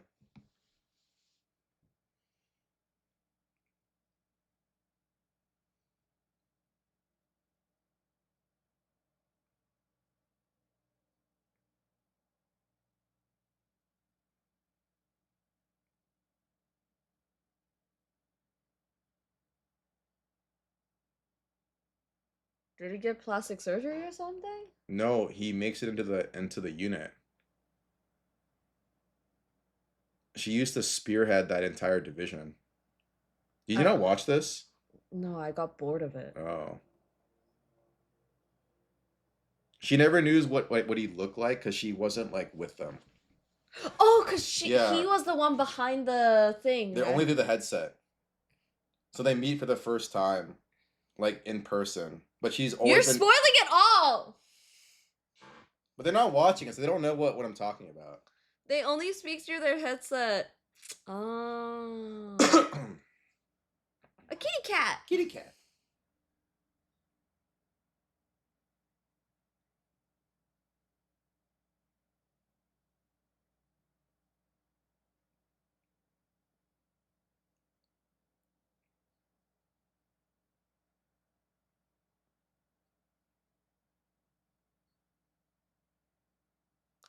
And the cat is their cat. Lena bought it. Adopted it after they left. Oh. Is Rhyme okay? Oh. Okay, okay. Oh. So with 401 games too though, it's funny because I know a lot of people like give them a lot of crap with some of their pricing. He's excited. Believe it or not, 401 games was actually the secret strat for all the best Weiss singles. So when you couldn't get like some of the crazy Weiss cards, 401 games was one of the only stores in the entire world that still had vintage Weiss product and vintage Weiss singles. So a lot of us back in the day, we used to actually buy a lot of stuff from 401 games because they're the only ones that actually had those singles. These days, not so much. But back then, that was actually a secret Weiss site for a lot of people.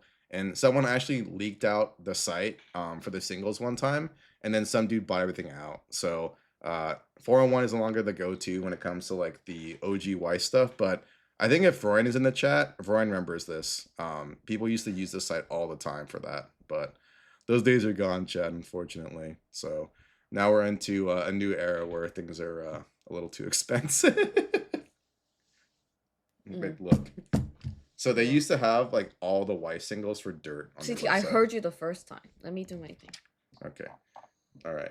Well, before we go to the next thing, let me go use the restroom, and then we'll go into Yu-Gi-Oh next. So, give me 1 second, though, chat. Can you talk to chat? What do you guys want?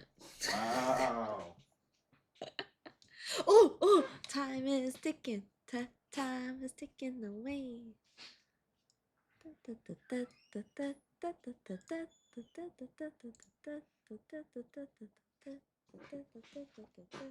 Someone feed her. I was actually fed already. I was not feeling well, so I told CT I really wanted udon, so he got me udon. She is turning. That's crazy. He's yes, he is frying some chicken right now. I hope it's ungraded Yu-Gi-Oh. It's not gonna be ungraded. Like a lot of the times we don't talk about ungraded stuff. A lot of the times we always talk about like the higher end like stuff. BBQ chicken closed near me. I hate my life. It was literally a block away. How could BBQ chicken close? Are they broke? Damn, my camp not pumped yet. Just wait for it. Are you still do you still have yours? You didn't sell it? I'm just surprised that the G firm went so low. Or was it? Yeah, it was like 528 and now it's like this.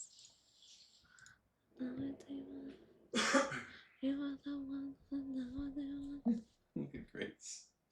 Your Ultron is still getting love though. Look at Grace. The Fatal Strike SP is so nice. This one. Everyone wants this. I don't know if I've seen this actually.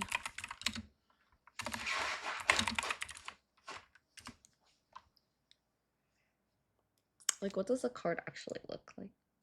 It was the first card revealed. I can't remember. Well, apparently it doesn't want to fucking show me. It says you're no rude. But yeah.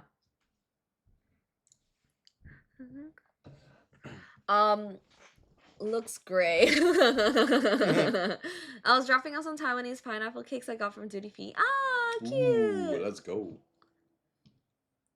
Yeah, the prices are holding it pretty well. I heard the Lupus got bought out. This one. This one? Yeah. So was that 50 before? Yeah, it just shot up. What the fuck? It went from like 50 to like 70. 41 items sold? Yep. That's crazy. Lupus got bought out. Oh, nice, GB. Ooh. What a nice. Yeah, nice. Lena, you got all the good cards this time round. Yeah, all the top cards. You got all the A Show of Resolve, and then you also got the Lupus as well. Honestly, it's very healthy though because all the LR, I mean, all the pluses are pretty good. Like you have like LR plus Ultron's like $70, Lupus is $70, Exia is $50, Freedom is $50, Determination is like $40. First Contact is like $40. Awakened Potential is $40. It's actually very, very good that a lot of these pluses are actually holding in its price. Yeah, you got really, really lucky. You deserve it though. You deserve it.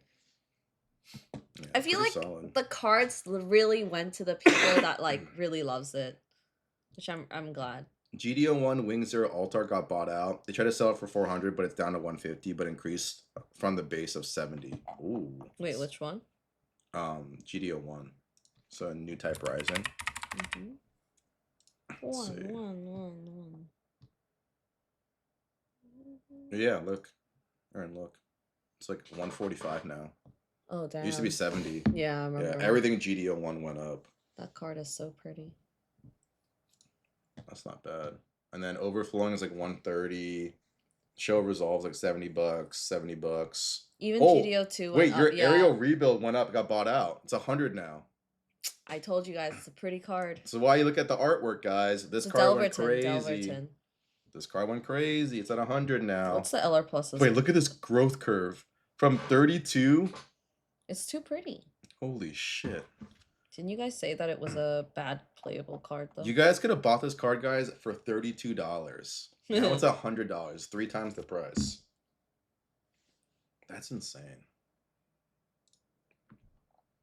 It also had a huge price. It's niche but playable. You know what went down was the Death Scythe. It's kind of sad. Was it because it's not playable anymore? Probably. It went down to 40. It used to be like closer to 80 something. But this is why though, chat, like when you're looking at cards, you always want to make sure that it's long term you look for collectability. You don't look at like the playables because playables usually don't last for too long. So if you're looking to collect things, if it's playable and very collectible, busted as hell. But if you're looking at like a player's perspective and you're just trying to look at like playables only last for a small fraction of time and eventually they fall off. So your goal is to then look for cards that are just like Aaron said, very, very pretty, you know, are very collectible. You know that some sort of collector would probably put it like in like the display or something like that. That's what like a lot of people always do when it comes to collecting. I do know some players that still preach like always buying meta stuff. But meta cards do lose value pretty quickly when it goes out of the meta. So things like Aerial Rebuild, things like Wing Gundam Zero. Like you want to look for those kinds of like iconic moments and or iconic cards like with iconic artwork and look towards those instead of just trying to like slam like your most playable card. If you are doing the playable side and you're trying to play that game, it is only quick flips. Do not sit on it for that long and hope and pray that it goes to the moon. It sometimes it does, but most of the time it does not. So those are quick flips. These kinds of cards, like the rebuild, they're more like a long-term collector card if the game survives. So good to always keep in mind when you're trying to collect.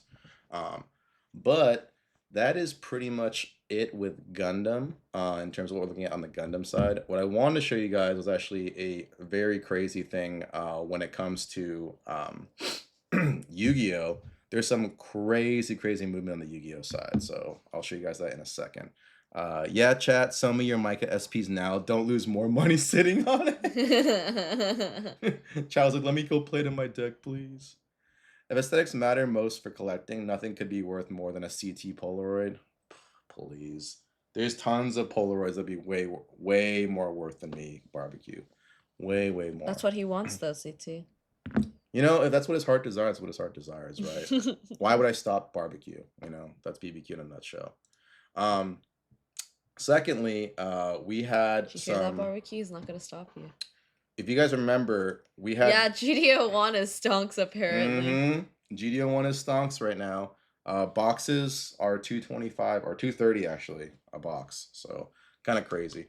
But on the Yu-Gi-Oh side, we did have a lot of things happen even from the 25th all the way until today. So if you guys recalled, I did mention this in the last stream, not the last stream, but like the last market Monday. Blue Eyes for both wavy and glossy copies are selling. They are moving again. And what's even crazier is that Blue Eyes is the staple. So, you know, whenever a market moves, you always look at the staple first to kind of like set the precedent for everything else. Well, that has kind of followed foot because now we look at this. This is what's going on. We had Pot of Greed sell for $2,000. So the most broken card in Yu-Gi-Oh! Draw two.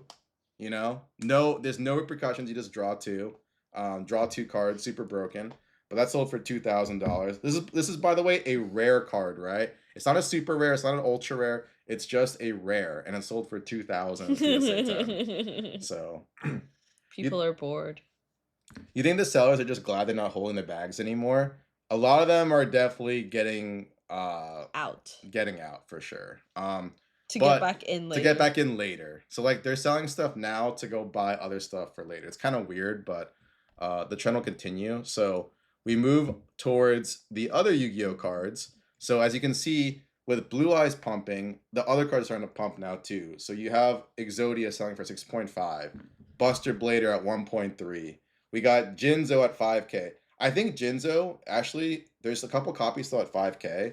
I think Jinzo, if any vintage card you guys can buy right now, that's probably one of the few cards that actually makes sense to buy still. The other cards are getting kind of crazy, but Jinzo is still within that realm of reason where if you had the capital to do so, it's not a bad buy.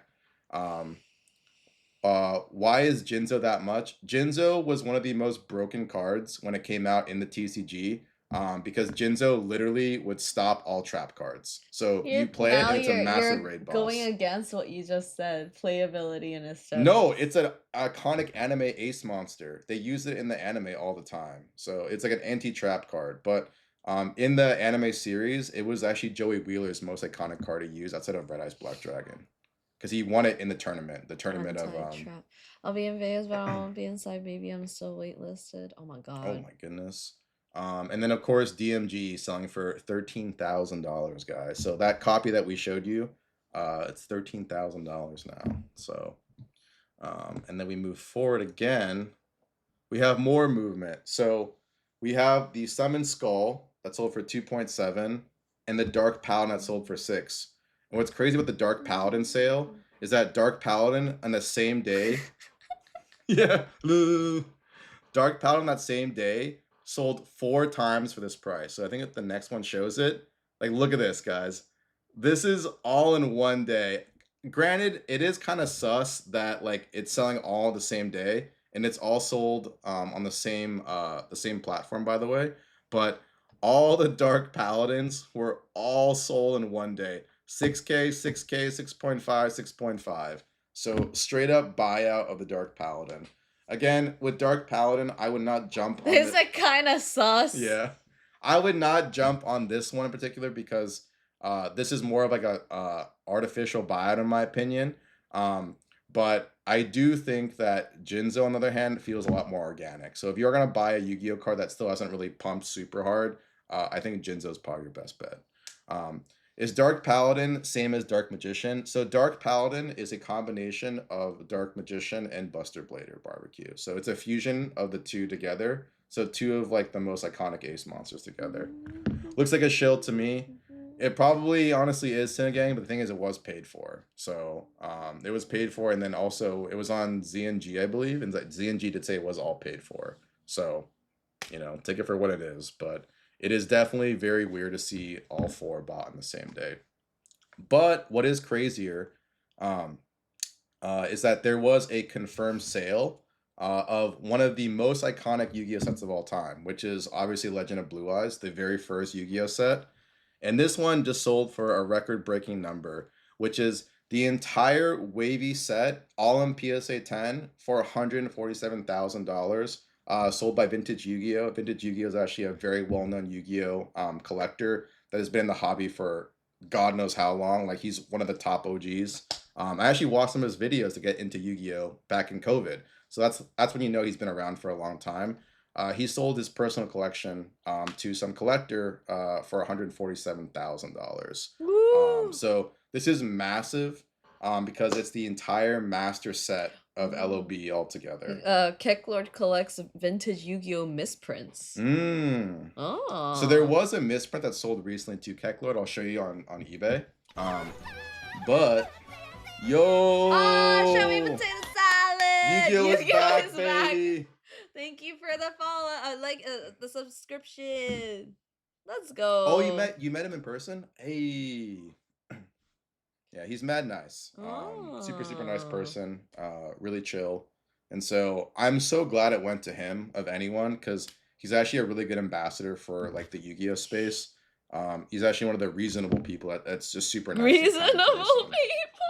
Yeah, because a lot of collectors like they have a huge ego. Like he does not. He's actually just such a good ambassador for Yu-Gi-Oh. So I'm so glad he sold this. But like, this is a crazy sale, and the thing is that I know Yu-Gi-Oh is going to go really crazy very soon because every single like group chat with the vendors are talking about Yu-Gi-Oh now. Like, even our friends who don't even collect Yu-Gi-Oh were asking us about Yu-Gi-Oh and like what to buy in Yu-Gi-Oh. So if you want to buy anything right now, I think some cards already run, but for the cards that haven't, this is probably one of your very, very, very last chances to buy before you have to wait for a long time to buy again. So Yu-Gi-Oh is having its run in the sun now. I do think that compared to Pokemon, I think Yu-Gi-Oh has a lot of room just because a lot of the Tell cards. them about the pop. A lot of the cards in Yu-Gi-Oh are really, really low pop. I mean, like most of the top. Because y'all played cards, it on concrete. Because it was a very playable TCG. Y'all were slapping that shit on the playground, banging it up. No one taking care of their cards. Cough, cough. I did the same thing. I banged up a lot of my cards that could have been really expensive. So Yu-Gi-Oh is actually hard to grade. So when you get PSA 10s, they actually are stupid rare. When you were younger, did you care about like first edition? No, we didn't even know what first edition was. Most kids didn't even know what first edition was. Yeah. You didn't get first edition unless you had access to a hobby store. Like, and most of us as a kids, where do we go? Target, Walmart, Toys R Us. Toys R Us, right? Toys R Us kids. So like no one really bought first edition unless like you were plugged and like you just knew better. Some kids are savvy like that. We just needed the cards to play, bro. Exactly. Pop count for PSA 10 Timer Dragon is like under 15. Mm-hmm. Oh, maybe you should show them like what you have. We do not have these in our house. Let's just preface this. We do not have this in CT like our house. Like we do not. Aww. Oh. Shout out to Alex too. Alex reached 300K on subscription. My boy Alex Ketchum. Let's go. Aw, cute. My boy. Cute. Yeah, shout out to Alex. I just go to our feed. Yeah, so we have this one. So like for instance, even with this set alone, I can literally tell you guys what the pop report on a lot of these We are just played, off but the we top of my didn't know head. the rules. Yeah, all the Ghost Signer dragons. Let me see if I can. You can see it, but like the one that's actually the hardest to hit is this one to the left. The power tool. There's last time I checked, there was only 12 in PSA 10. Only 12. Can I have that black rose? Black Rose. No. Black That's Rose. my favorite That's one. Aaron's favorite. 23 in the world. Okay, guys, only 23. Stardust, a little bit over 30. So again, stupid low. Blackwing, I think it's like 40 something. Ancient Fair, I think is also like around like 50 or 40, 45 or 50, I think. And then Red Dragon's like a more modern card, so it doesn't really matter. But like the other iconic dragons, these are all less than like 50 in PSA 10. And so to hit these cards are literally impossible in a mint, like a perfect gem mint condition. Oh, I'm glad you can finally talk to people who like it. Wow. This is the hardest to hit while CT hovers the cursor on Aaron. Yeah, hardest to hit Aaron apparently. But these are all like really really insane cards to have all together, because usually for most collectors you have maybe one of them. Someone might have a Stardust, someone might have a Black Rose. If you're lucky, you might have two of the six, but we're the only ones that have all six all put together. Are you sure still that's the case? I'm pretty confident. Like there might be one guy who might have completed the set recently, but before that, we were the only ones with a completed set. So like, does this set go for more together or like separate? in a bear market, it goes for less. In a bull market, it definitely goes for more, because people want to have the complete set, because like you can't complete it. Like go find a power tool dragon right now. There's only 12 in existence in a 10, and no one has it for sale. Why is the power tool dragon so hard to get? Power tool is the hardest to grade because that whole set with Raging Battle, all off-centered. Every card was OC. So not only is it always OC, but on top of the fact that Ghost Rares scratch easily, right? So it's always OC mixed with being very scratchable. The card's impossible to grade. It's literally impossible. Yu-Gi-Oh art style is so much better than anything else. I think Yu-Gi-Oh art is slept on, and I think especially with the Ghost Rares, the Ghost Rare artwork is the best. Like it is, I agree, hands down one of the most beautiful pieces of artwork during this time too. In any TCG. Like it shits on like a lot of these modern cards, to be honest too. If you actually get to hold a Ghost Rare in person, chat, like a PSA 10 that's like really crystal clear, minty fresh, looks incredible. It hits different. Like it's like 3D. Yeah, it's like got layers. Like the wings have layers, like the background has another layer, and then the body, like the body and the head have like a different layer too. It's really really nice. Like I'm sorry, but Ultimate Rares have nothing on Ghost Rares, especially from this era. I found a Ghost Rare in a binder a couple days ago. Let's there go, you go. Chow. And then Tino's like, Jinzo first said pop 103 in a PSA 10. He's thinking about it. He's thinking about it. But honestly, like Jinzo is, I think at that price is still very reasonable. I think a lot of the other cards are starting to kind of like get a little bit out of hand. I don't want to say out of hand, but it's starting to pump. Jinzo is still at a stage where I think it's fair considering the price tag. That's my personal stance. And then we also had, there was a misprint too that sold. Let's see if I can find it.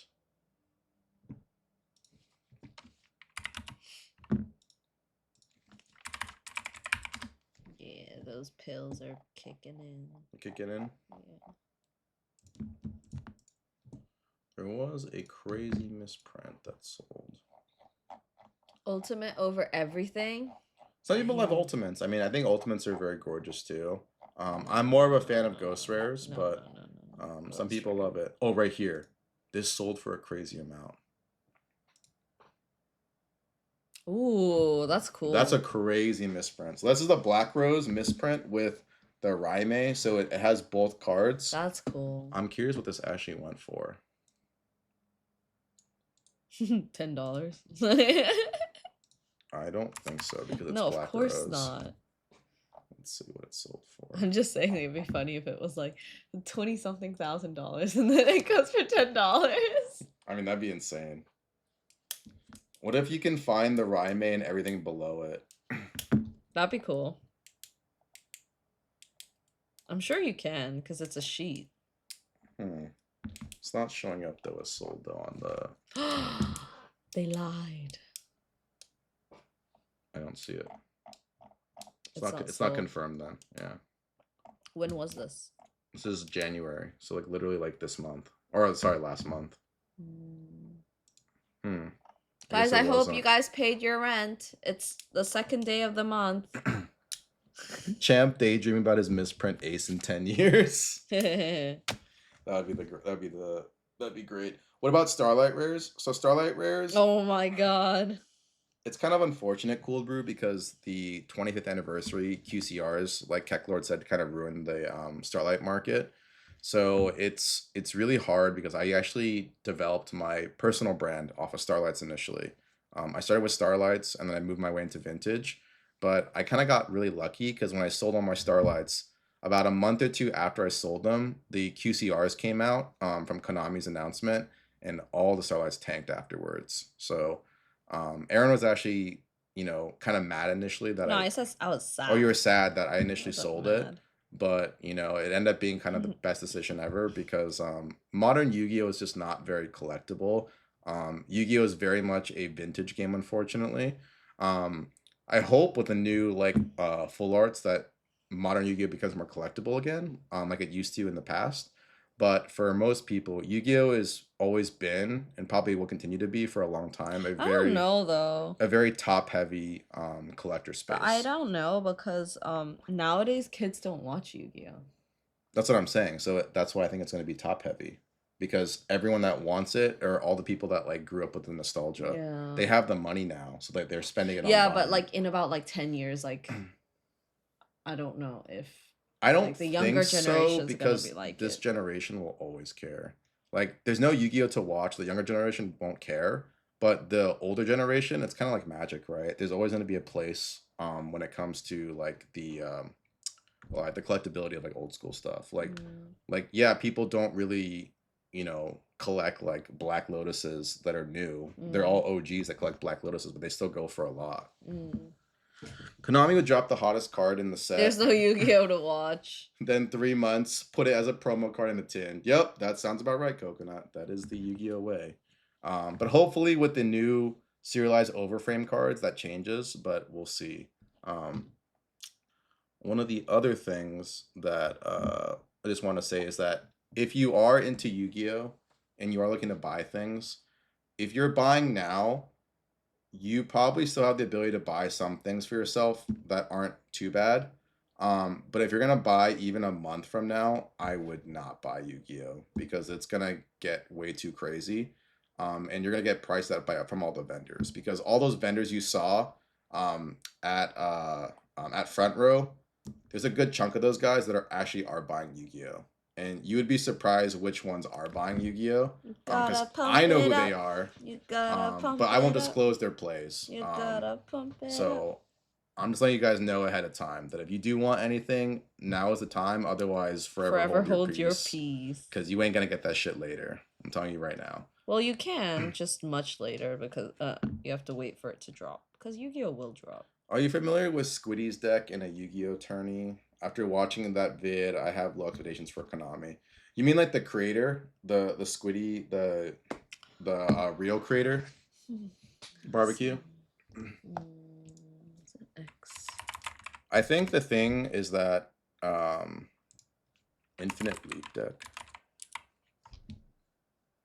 I have no idea. What are you looking for? I wanted to show you something. Why is it connected? Well, this one. Oh. Oh, yeah. Okay. Yeah.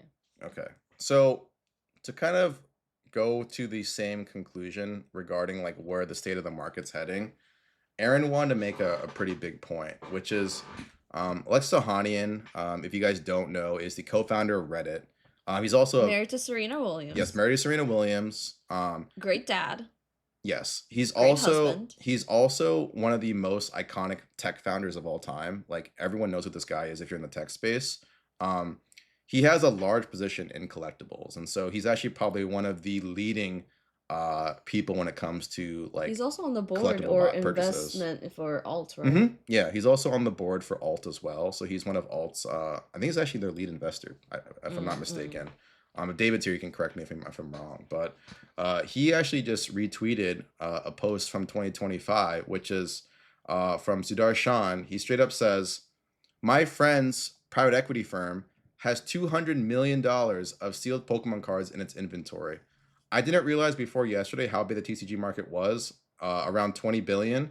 But there's an opportunity to securitize and create a slew of financial products, insurance, borrowing, central market, etc. for them, crypto. So what's really insane is that a lot of these guys have large positions. And if you guys don't know who this is, at the bottom, this is actually the very infamous Martin Shkreli, who, if you guys know who this is, he was the one that hiked up all the prices for the pills back in the day. You remember like the pill The thing? asshole. Yeah. He has 9 figures worth of Pokemon cards. And he said that serious proposal willing to sell. So I think that was the drug for AIDS or something. I forgot what it was. The Wu Tang album asshole. Yeah, so this person, like these different people, this makes me want to cash out. A lot of these guys are entering the market that are not like your, I wouldn't even say like your big Your boy collector. hobbyists. Like these are beyond the hobby. Like these are guys that are like the top of the food chain. Like Wall Street Like Wall guys. Street level. And so that's when you guys truly realize that like your beloved TCG is not what it's going to be anymore. Like it has become an adult's playground for all the top cards, all the top everything. And so what I would say is that if you want to get new cards of new TCGs that are like really top tier, you either buy them right away or you just never buy them. Because I think the idea of like waiting for it to crash, it's really hard to say this because I want it to obviously correct and I want it to like have a better buying opportunity for everyone. We're just not at that time period anymore. We've entered a new era of like TCG where it's almost like, it's kind of weird to say, but it's almost like a global currency at this Oh my point. god, KBBQ, what's wrong with you? Bro, I got this is a big news, but as soon as you mention Cyril, I can't imagine what happens. Oh my god, This guy. this guy is such a fucking savage. Yeah, it's basically like NFTs 2.0. But then the thing though with this situation that's sitting again is It's that actually a physical yeah, it's product. backed by a physical asset with like a real like market value, right? It's not like a made up thing. And so when you see all this stuff, you have to really think about like your positions because you can't just think about collecting anymore as a simple like I enjoy it, I like it, whatever. There's always going to be some sort of like financial component to everything you own now, and it's just the state of where TCG is, unfortunately. Like you can't look at things like you used to, where it's just like, So what oh CT's saying is max rarity or deck. no, I'm not saying max rarity your deck, but I'm just saying just I'm kidding. be very conscious of like what you're buying and at what price tags you're buying at because sometimes things where you when you think it's really low and you see it and you're like yeah surely it'll stay there for the next month and it'll like it'll be there forever. You don't know that anymore. You don't know that it's going to correct for a month or two and then sit there. Cards now are moving at like light speed, and although it will correct over time, there will be a fat correction where you can buy things for dirt cheap again. I do believe that. Right now, we're not really there. And so if you want to play that game, then you have to understand that you're competing against guys that are well beyond your pay grade. And like, in fact, well beyond any of my pay grade, any of like my top friends' pay grades. Like we're just like little plebs compared to like these people, you know? And they dictate a lot of the price action that's going into it. And so when people say like, oh, there's institutional money here, I really do mean there's institutional money. It's not like, bro who has a $5 million collection. It's like guys who have billions in assets. And Pokemon, Companies. yeah, companies and people with 200 million is a small fraction of their asset class, in all honesty. Um, I know the startups usually invest their extra funds, but do you think they're starting to invest in TCG? I know 100% barbecue they are. I know that there are certain firms with different partners that may not have their assets underneath the firm's actual like legal entity, but they do use money to buy assets like TCG. And it's been happening for a while now. So, and they're only targeting like the super high end. They're not targeting like your everyday cards. They're targeting like the top end cards. So that's why like when people say, "Oh, I can't wait to buy my gold stars again for dirt cheap," to be honest, I don't think it's gonna happen. I think it'll correct, but not to the levels that you want it to be at. At this point, I think you guys are all priced out. Like even if like you have a massive like life So are we. opportunity, yeah, and so are we. We're super priced out too. Um, so you either sell now and say thank you, or you just straight up are never gonna get into it. So it's one of the kind of things where people have switched hands to these kinds Ah, of individuals. I love this song. Do you think these companies will buy my bulk? No, No, they don't want they that don't want shit. your They bulk. don't want your shits in a game. Your other stuff, sure, but not that.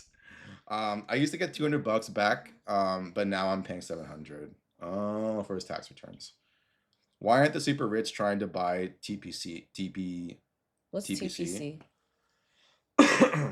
What's TPC? TPCI or TPC?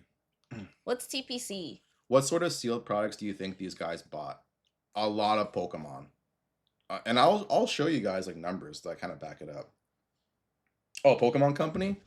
They're not gonna buy Pokemon Company. They can't do that. Like, I mean, they could, but like, they're not. Pokemon Company wouldn't allow it. They have too much pride, and like, I think also like TPCI as a whole, um, it's just like they're so big now where I don't know how they're going to fail anymore. Mm-hmm, mm-hmm. Like, unless like they just print everything to the ground and like fuck up everything, which they won't. It's really hard to fail now with how big Pokemon is. It's insane. No way there's $200 million worth of vintage sealed, right? Oh, 100% there is barbecue. There's There's 100%. also Magic. There's so many Yeah, there's TCGs. so many different TCGs you can kind of like draw And from. even sports cards if you really think about it. Yeah. Because I know that they're buying sports cards too. So a perfect example is, let's go to Pokemon, for instance, right? We were saying for they can introduce Siggies and they'll fail. That tweet says 200 million of sealed Pokemon cards. It's probably including cards and like cards and the sealed product. Yeah. I think it's kind of like probably a mis typo, but It's not a typo, but it's just more of like they're just Yeah. talking casually. They have right? both the cards and also the sealed. But you could easily have millions of dollars in Guys, in look sealed. at Rudy. Yeah, Rudy's position alone is like already like in the many millions. So, um, fake fans ruining the community. Kappa. Honestly, a lot of you guys that are always into this stuff too, there's always like that monetary side to it, and it's only becoming even more of a problem just because of the kind of people coming into it. So that's why it's always good to just be aware. Like, perfect example is even like Phantasmal Flames. The amount of guys that like told me this product was shit and that it wasn't gonna go anywhere, it's gonna become Obsidian Flames again. Like, that's such a stupid take because they saw it come down at 213, 217, and they're like, "Oh, come on, man! Like, it's gonna be like Obsidian Flames. It's not that great of a set." I'm like, dude, it has like the most iconic Charizard artwork of all time. Charmander. Charizard. Wait, which one? Phantasmal Flames. Oh, Phantasmal. Oh my Phantasmal. I thought you were god. talking about Look one. and pay attention. And then now you look at it, it's all the way back up to 290, guys. It went down to 213, and it's already back up to 290. And so, like, even like modern sets like this, they're stupid hot. And then you go look at things like whatchamacallit? Boys and girls say oh, oh, oh. You look at things like, what's the other set? Destined Rivals. Everyone's talking about Destined Rivals right now. Like, look, because it's $600 a box. Yeah. Like, look at Destined Rivals. And guess who got the Mewtwo? Like, look Wicked at this, Truth. look at this I hope you growth get curve. a 10. Like, look. Yeah, that's insane. 377 to $600. Like, it's actually insane. Good, stay there. It's I don't insane. understand DR hype. I think DR is a good set, but I don't think it's like deserves the That price good. tag that I feel that it like they has. wanted to be the they wanted to be like Evolving Skies, but it's not. I think there are other products that are better than Destined Rivals, but like Icon said, it's not even a year old and it's almost I $600 think people are already. just pumping to pump it. Yeah. I think it's super pumped. But I again, saw like 3 videos about on, Destined yeah, Rivals. like that came up yesterday. Mm, 3 videos from nobodies. yeah. But the thing is, Cinegang, is that we're in this kind of environment now where if you circle jerk enough people, they'll all start to believe it, and then normies start to believe it, and then everyone starts to believe that, right? So it's like you're trying to like shove this agenda down people's throats that like it's the next hottest thing. And then initially it's met with skepticism because you're just like, oh, this says not that. It doesn't deserve this price tag. But as you see it rise more and more and The more, influencers. yeah, it converts that person to think that, oh, maybe they're right, you know? And like obviously they're not, but the thing is that when you see price action like this, it makes you think that they are right. And then you're like, oh, maybe I'm just a stupid one, you know? It happens all the time. Herd Yeah, mentality. it's very herd mentality. Let it fall only after I sell that Mewtwo, please and thank you. Why am I saying it so sexually? How is that What? sexual? Y'all see who just got announced to be the new face of PlayStation? Who? I know Lisa's on for PlayStation, What? but I don't. Lisa? Yeah. Oh, Chaewon? No Hey. way. I know Lisa's a face of PlayStation too. Not Sakura? That's crazy. They gave it to Chaewon and not Sakura? That's insane. Get to jerkin Cinegang CT. It's legit a fear that you're missing out on the new thing. Yeah. Yeah. 100%. I've been there. Everyone's been there, you know, and so like with all this stuff going on, it's you just gotta be very careful what you're doing now. Yeah, show me potato salad, that's true. It's just that people want the Mewtwo, right? They can't afford it anymore. Yeah. And it's they're like all the raw ones are too expensive or they're not clean, and then the 10s are too expensive. How much is a 10? Let's go look. For what? Mewtwo? For Mewtwo. Remember the Jungkook Xbox? No, I have no idea what that is. It's better to buy singles than sealed. True. Stop being reasonable. People love to gamble. 1200. That's actually not that bad. That's double. That's literally double a box. Yeah, and you don't even hit the tens all the time. Wait. Just go sold. That's actually not bad, guys. 1150, 1300, 1200, 1300, 1200. That's double the box. Yeah, like you should buy the PSA 10. Yeah, what's the pop? The pop is probably really high. Let's see. Yeah, go check the 10. Wicked Truth Love's like, I need my BTS. It's gone up since we pulled mine. It's gonna go up more, I think.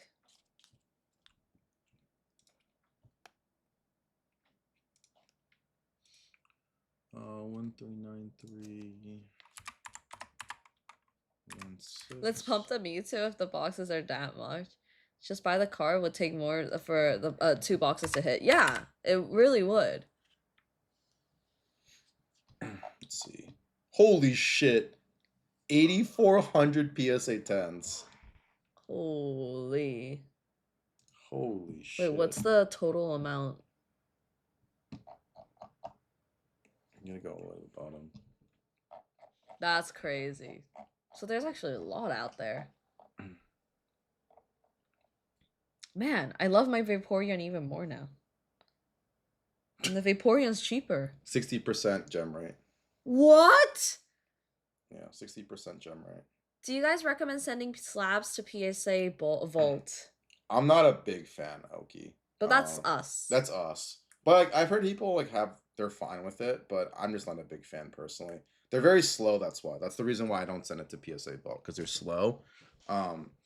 I'd rather just like use like ZNG at that point if I'm gonna send it somewhere to get to, you know, sell out. But that's my personal take. I don't mind paying big bucks for low pop, but holy cow, that is ridiculous. Yeah, that's a lot. That's a lot. This price point for the gem rate is nonsense. That's why we've been saying. I think like a lot of the prismatic stuff, guys, is so cheap. Is so cheap. Guys, I bought mine was like $850 for my Vaporeon. Also, those are like fucking pretty. Yeah, it's actually insane. So it's like you more than 2 digits, I'm out. That's why I do think too that a lot of people are gonna move into like alternative TCGs as well, because they realize that the print runs are much smaller, and to get the exact card you want is even harder than any Pokemon card. Like, if you really think about it, I uh, just tend to chase from Cosmic and it's barely more expensive than this Mewtwo. And it's the pop is like 1K.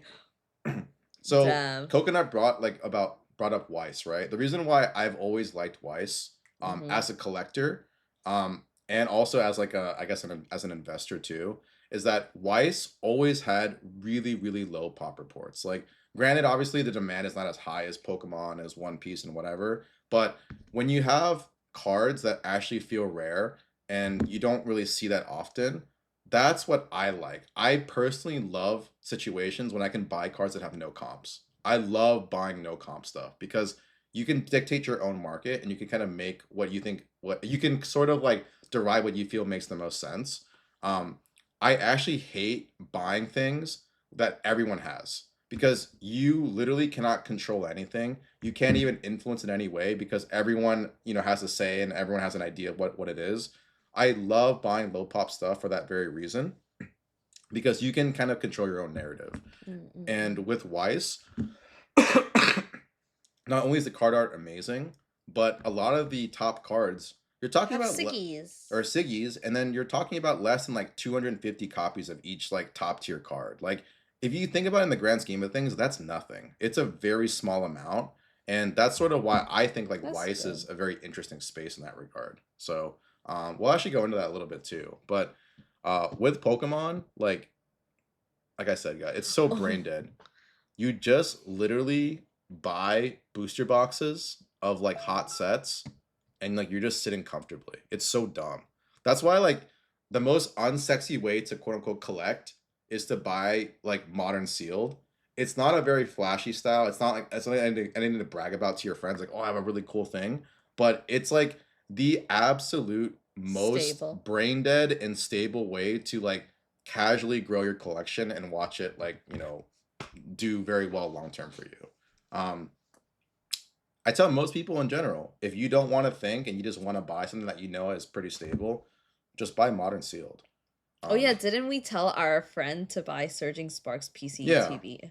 So like Surging Sparks, for instance, too. Like, I remember when this set first came out, my friend said like, "Oh, is this too much? Am I paying too much for it?"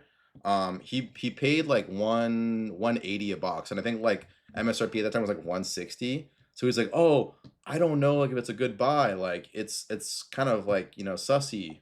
But even with like Surging Sparks, guys, like look, this got printed so many times. It's at 277 a box. He basically doubled his money doing nothing.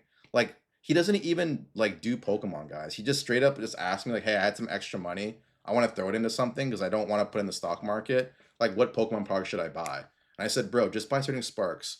And he's like, "At 180." I'm just like, "Dude, doesn't matter. Like, you're gonna sit on it anyways. Watch it go up." And then he messaged me and goes like, "Bro, it's the most money I've made in like a short amount of time." And I'm like, "It's just brain dead. It's like it's super boring, but like it's very very easy to just watch like growth in your collectible. It's super I dumb." agree. Seal cases are boring as fuck. Like, check out my cardboard box that contains smaller cardboard Yeah. boxes. It's not a fun way to collect. Like, if you actually enjoy collecting, I think anyone who says that like I enjoy collecting sealed or saying I'm collecting sealed, they're kind of psychopathic to be honest. Because the reason why you buy sealed is because you want to open up like the top chase card, right? That's the whole point of opening and ripping. So when someone tells me like, "Hey man, I just really like the art on the box," I'm like, dude, come on, man. Like, you're buying boxes for the investment value. You're not buying it for like the that I really enjoy the Why you box art. Like, lying? that's just a straight up lie, you know. If that's the most you've made and you play stocks, you should stop playing stocks. Not everyone is very good with their, I guess, financials, Team I. But um in this case he was just like, "Oh, I doubled in like 1 month or a couple months." Like, he was just really happy. So I I enjoy enjoy how how it it looks. looks. I think most people though, Team I, like when they say that, they care more about the investment value of it. Um, I enjoy how it looks in my collector grows. There you go. There you There you go. There you go. go. Like, I always question when I find a collector that tells me, "I just love collecting boxes. It looks cool." I'm like, dude, come on, man. Like, you don't think that. you know? Sealed cases too. Yeah, sealed cases. I'm like, yeah, a brown sealed case is I don't so even know sexy to what's look in at. Yeah, there. I don't even know what it looks like, but a brown sealed case that you just see a little white little box that says like the name of the set is super sexy to look at. Like clearly you're just straight up lying. It's the money. ETBs look cool though, better than booster boxes. I think ETBs are definitely a better display piece for sure, Gang. But even with ETBs, I wouldn't be like saying like, look how cool my collection. Look at all these Yeah. ETBs and shit. Yeah. Like people want to see Only the PC TV. yeah, people want to see the cool cards you own. They don't want to see like the sealed. You know. What if I'm into brown boxes? Hey, my bad, Sky. If you're into brown boxes, that's your kink, man. I'm sorry, dude. I'm sorry. Um, there needs to be a TCG marketplace where a purchase automatically adds to your portfolio as a monetary amount. You could link probably third-party software to do that, barbecue. I wouldn't be surprised if it's already out there. Um, so that's why, like, it's not the sexiest way to quote unquote collect, but hey, it works. It's very stable. But the other thing I want to mention too is that regarding blue bottom boxes in One Piece, One Piece is getting kind of gross too because you have blue bottoms Wow. have now hit 8,300, 7.6, 7.9. That one's probably like closer to 8 after like the whatever the number is, 7K, 7,500. It's getting really, really insane, like across the board. Is this sustainable? Probably not. But at the same time, I Who's don't know when it's gonna buying stop. this? Yeah, like who's buying this realistically? Because everyone has been asking me to consign One Piece. Like, can you sell my One Piece? Can you sell my One Piece? And if the price is really low, then sure I could sell it. But if they want like the market price, I don't know who's buying this stuff at this price level. It's crazy. Um, red bottom, blue bottom, treat them like Louis Vuitton high heels, pretty much. Louis Johnny Vuitton. Tsunami said $800 well spent. Hey, he's up. He got a box. No, really.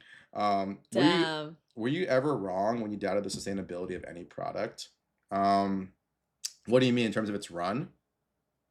Like, I guess like what's the context of the situation in terms of like sustainability of any product? Um, I would have kept them, but it was getting difficult to navigate the room. Fair. T-Baggin's like, well, someone is. I mean, true, somebody is. I just don't know who it is. I want to know who that is, T-Baggins. Um, shit, I'd take 7K if everyone else is trying to sell at 8K. That's what I'm saying, Chow. That's what I'm saying. But people still want market. It's crazy. Market price. You said these prices aren't sustainable. So when I say like things aren't sustainable, I usually am right over time, but I'm not always right when it comes to the exact like timeline of when it happens. So like for instance, at these levels, I don't think there's enough people in the world to continue to buy blue bottoms at 8,000 like every single day. I don't see that happening personally. I think like it needs to come down a little bit for people to kind of layer back into buying it. But at 8,000 a box, I really don't think there's enough people to buy out the entire supply. It just it doesn't really feel right. And I think that like there at some point needs to be some sort of pullback because if you guys remember, blue bottoms have gone up almost 10x in about like 3 to 6 months. When you have movement that insane, they have to eventually retrace. The only time when you can look at like products or cards that have these kinds of returns and never retrace backwards are like one of one and like extremely limited items. So like I'm talking about things that are like, like one of one sports cards, one of one super grails and other categories. Like those things can continue to still skyrocket because you are the market. If you're the only one that owns it, you can dictate whatever price you want. But for things that have like multiple SKUs, it can't be like this forever. It has to eventually come down at some point. So, um, so it is a very interesting scenario for sure. Chow, yeah, you let the next person worry about making that extra 1K. Exactly. You just say thank you for the you say to the person, I'll give you a nice discount. You find the next guy to flip to because clearly I don't want to deal with that because it's a lot more time spent. But with all this stuff, it's crazy. Like, look at, for instance, even like the EBO3. So people are asking me, when it dipped to like 400 something, like 435. Mm-mm-mm. You think it's gonna go back up or come back down? Personally, I said it's probably gonna go back up because everyone at 500 that I knew was buying actively, and everyone's like, "Oh, it's coming down, CT. It should go down to like 400, 300, right?" What is this? This is for EBO3. I'm like, Oh. there's no way it's gonna go down to that price. Like, if at 350 and 400, I know like 20 people that'll auto buy the product, like Mm, instantly buy the product. They don't care. They're gonna buy it at $400. They literally don't give a shit. And mm. now it's back up to 570. Like, is that healthy? Of course not. This is stupid. This is super unhealthy. But the thing that I think Banda is gonna do that will probably contradict what a lot of people want them to do is that a lot of other companies, when they face scrutiny and they're told that they don't have enough product, they start printing to demand. They're like, hey, I want to give you this many boxes. I want to do this. But if you guys don't know, um, Bandai has a history of printing things to the ground. And every TCG where they did that in, the TCG collapsed very quickly. It was not healthy. No one wanted the products. Everything kind of like went to the shitter. It just wasn't good. And so when people ask like, "Hey, do you think they're gonna reprint like EBO3 and have like the set again?" My answer to that is probably not, because Bandai knows at this point, after 20 plus years of failing when it comes to like printing boxes, they're gonna make you really work for those boxes. They're like, hey, we know there's a lot of demand and people like this. We'll print more, sure, but never enough to curb all the enthusiasm that people have for this product. So they're either gonna let the product naturally die out in terms of people just get exhausted financially, um, or like just over time there's a new TC that kind of overtakes it. But they will never, I think, go back to what they used to do, which is overprint sets because of demand. I don't think they're ever gonna do that again. And from what I've heard with higher ups, they have no intention to do that at all. So whatever kind of like PR shit they're saying, I don't buy any of that, because I've heard from other people like that are higher up in these companies, they will not do that. They're gonna let people like fight for their products and scrap for everything. That's just how it is. I hate being like the bearer of bad news, but that is just simply, how they're gonna operate. Business is business. Yeah, they know it's good for their marketing. They know that like watching people kill each other for boxes and products is really good for their brand, even though it's They bad want what negative Pokemon press. has. Yeah, they want the Pokemon business model exactly, Synapse. They want the exact same thing. They want what Pokemon has. Yeah, no value equals no collectors equals no TCG. Exactly, TMI. I remember when people wanted more OP 2 years ago and it didn't go well. Mm-hmm. Like, it's not going to happen. Like, they're going to, like TMI said, they're going to have like specialty sets where they'll have promo cards or whatever of like the playables that you need for your decks. But in terms of like the top rarity cards, they're not going to reprint that stuff. They're going to let you duke it out and figure out how to, Get a appease, hold. yeah, appease like your collector's interest. But they probably will not reprint any of this stuff, and they don't care because they know that if there's insane demand for their products, their game will always be very profitable. And they've learned from being ultra greedy in the past to just ignoring all the noise, like, oh, people want more, well, fuck them, I'm just going to keep doing the thing that we're doing. Sure, we'll print, maybe instead of like, let's say they're printing like 200,000 boxes a year or set, they'll go to 250, and it won't do anything because there's like 10 times And the they can demand. still say that they started printing Yeah, more. they can still say, hey guys, we increased Well, you're not lying. we increased our printing by 25%, and they're not lying. They wouldn't be lying, but at the same time, it won't appease the interest because there's probably millions of people that want that product and only 250,000 boxes. Like, who cares? So, I should be listening to this, but I might pass out. Oh, it's okay, champ. You need to pass out, go pass out. Watch the VOD. Yeah, you can watch the VOD. Reprint Hidden Fates. They will. reprinted that set so many Yeah. times. Who said that? Teabaggins. Oh my god. Yeah, that set went too. Yeah, I don't think Bandai will ever go like the ultra retail like TMI said. Like, I think they're just gonna stick to like their hobby stores.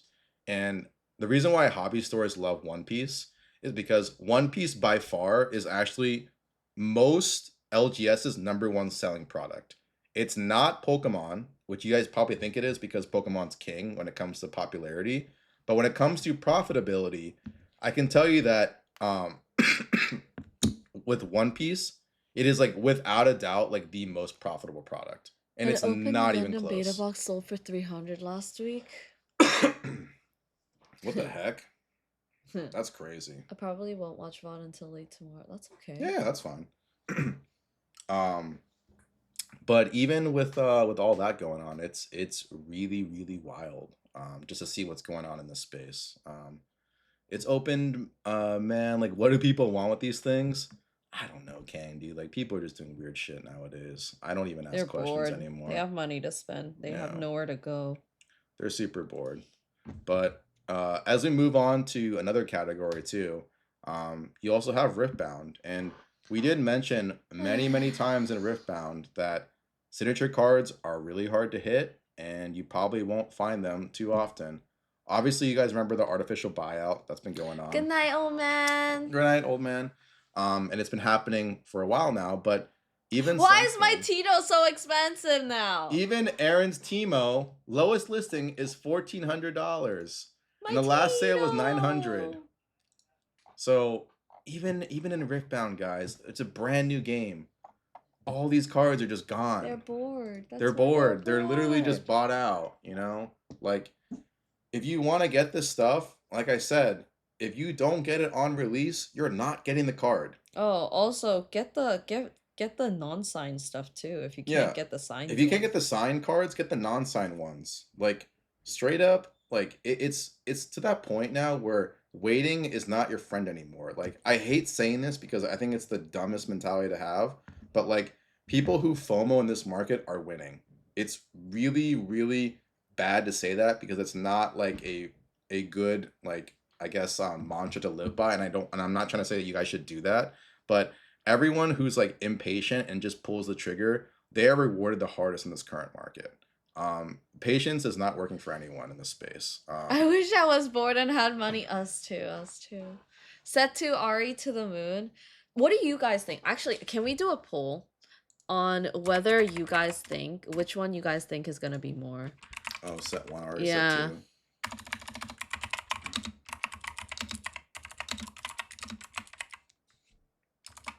Set one. She just farted. That was her tummy, no? No, she just farted. You guys just saw her butt go. Spirit Forged. Okay, 2 minutes. I'm actually just curious. If set 1 gets reprinted, then set 2. I don't think set 1's getting reprinted that much. I feel like Even the if it people is. saying to wait for reprints are just tricking people so they can buy everything up. Mm. The thing is, Synapse, it's a combination of both. There are guys that are like that say like, "Oh yeah, just wait, just wait," and they're buying it up, and then there are like people who are just like, "Oh, it's gonna go down no matter what, just watch," right? And then they're just totally wrong. It's not fun. I need to ask questions when you are teaching now, or else I will forget later. Oh my god.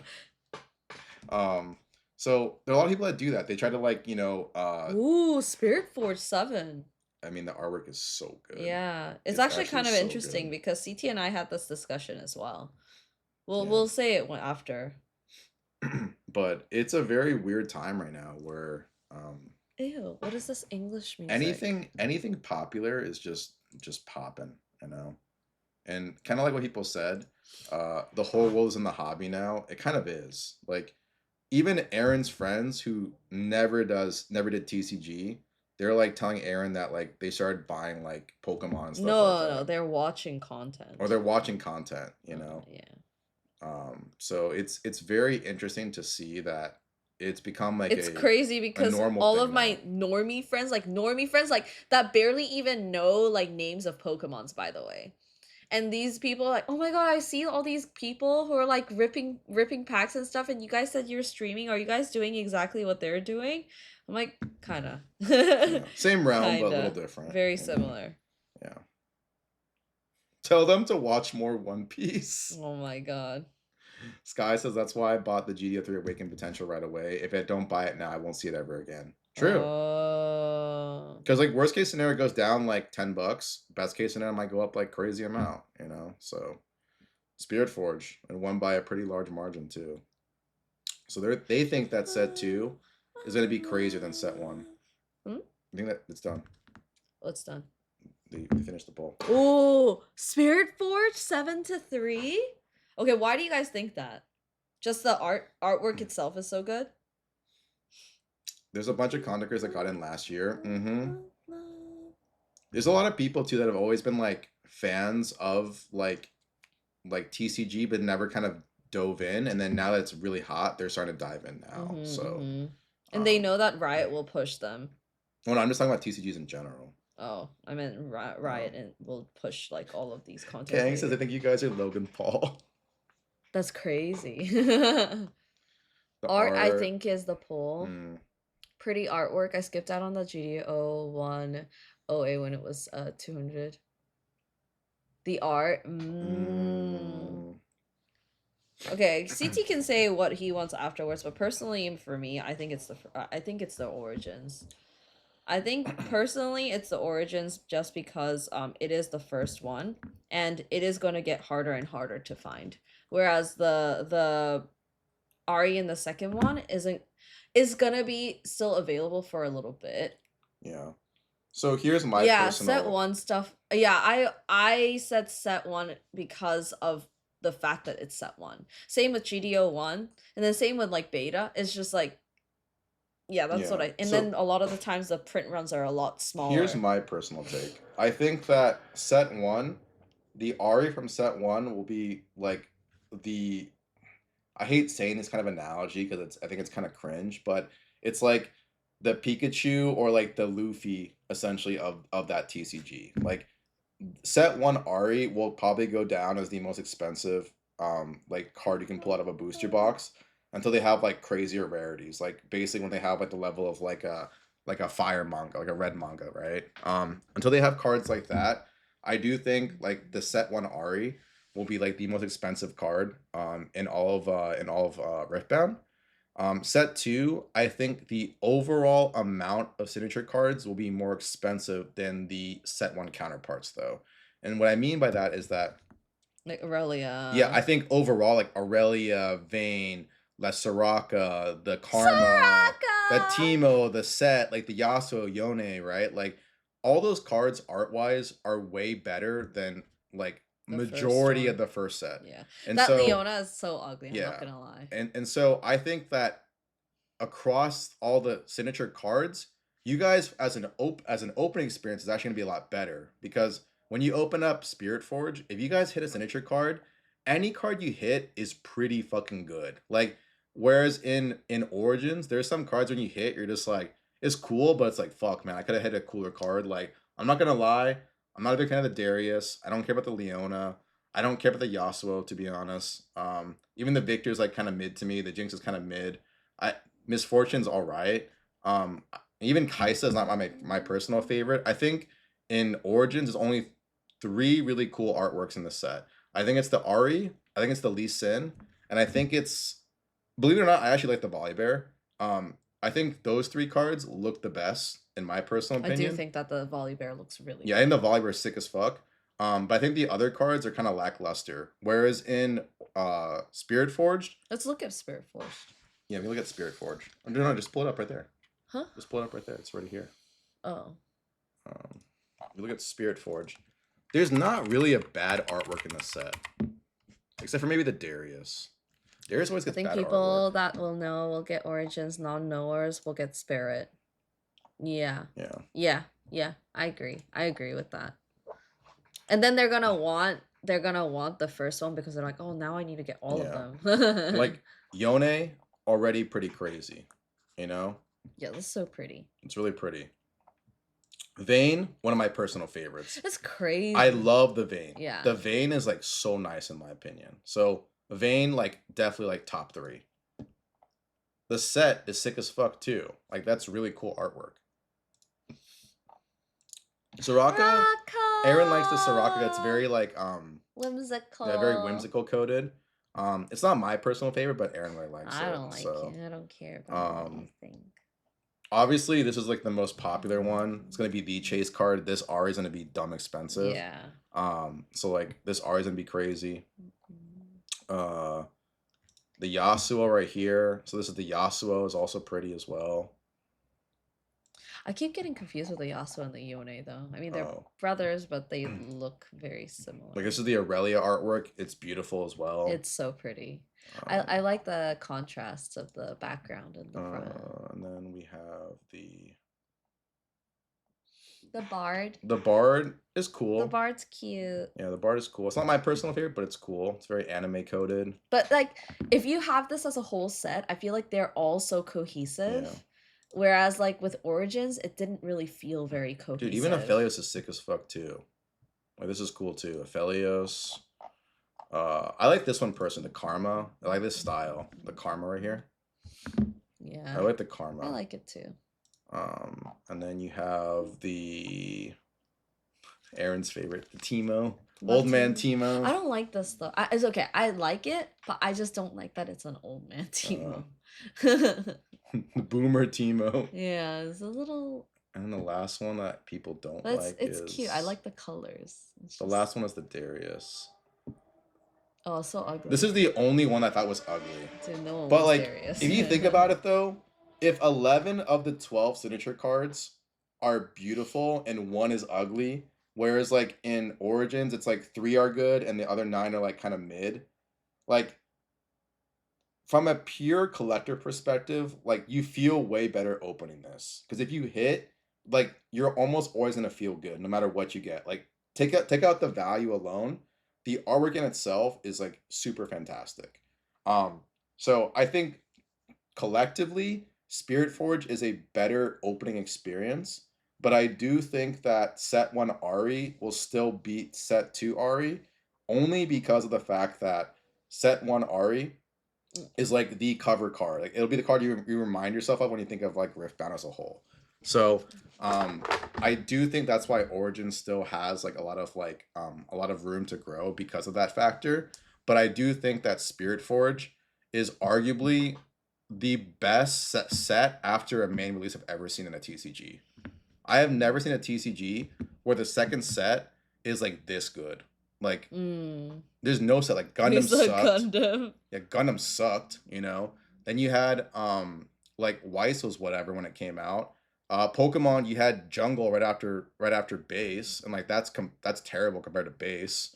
Let's see here. With TCGs am I missing too? One Piece, you had like OPO2, which wasn't that great. Like most set twos are really, really weak. Like across almost every TCG. This is one of the TCGs where set twos actually busted as fuck. So I do think even for like Riftbound boxes, I personally would, if you guys can, try to keep at least like 1 or 2 sealed boxes of Spirit Forged. I think this set will age super, super well long term. Because like the artwork is like so fantastic. So that's my personal take. And yes, Ari equals Charizard. yeah, it's just Pikachu. like it's like Ari's like, oh no, Ari's like Charizard. It's the most expensive card. I guess So like Ari is the Charizard as like Mai and Weiss is to a Charizard, as Luffy to Charizard. Like that's like the comparison people make.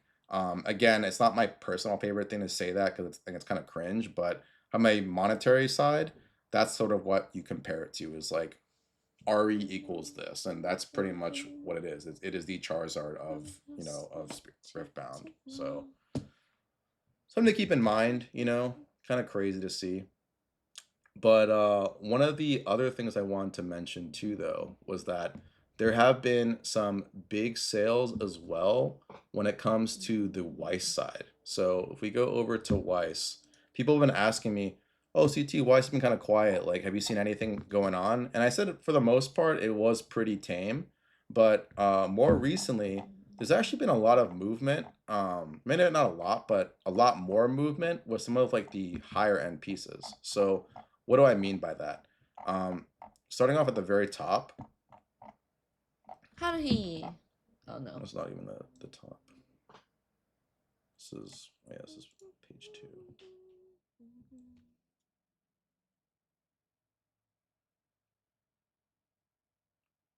This was already a big sale. This is like the Konosuba Aqua, the black label. So this is already a pretty big one that happened in Weiss. This is the black label AGR Konosuba Aqua from Secret Bunko.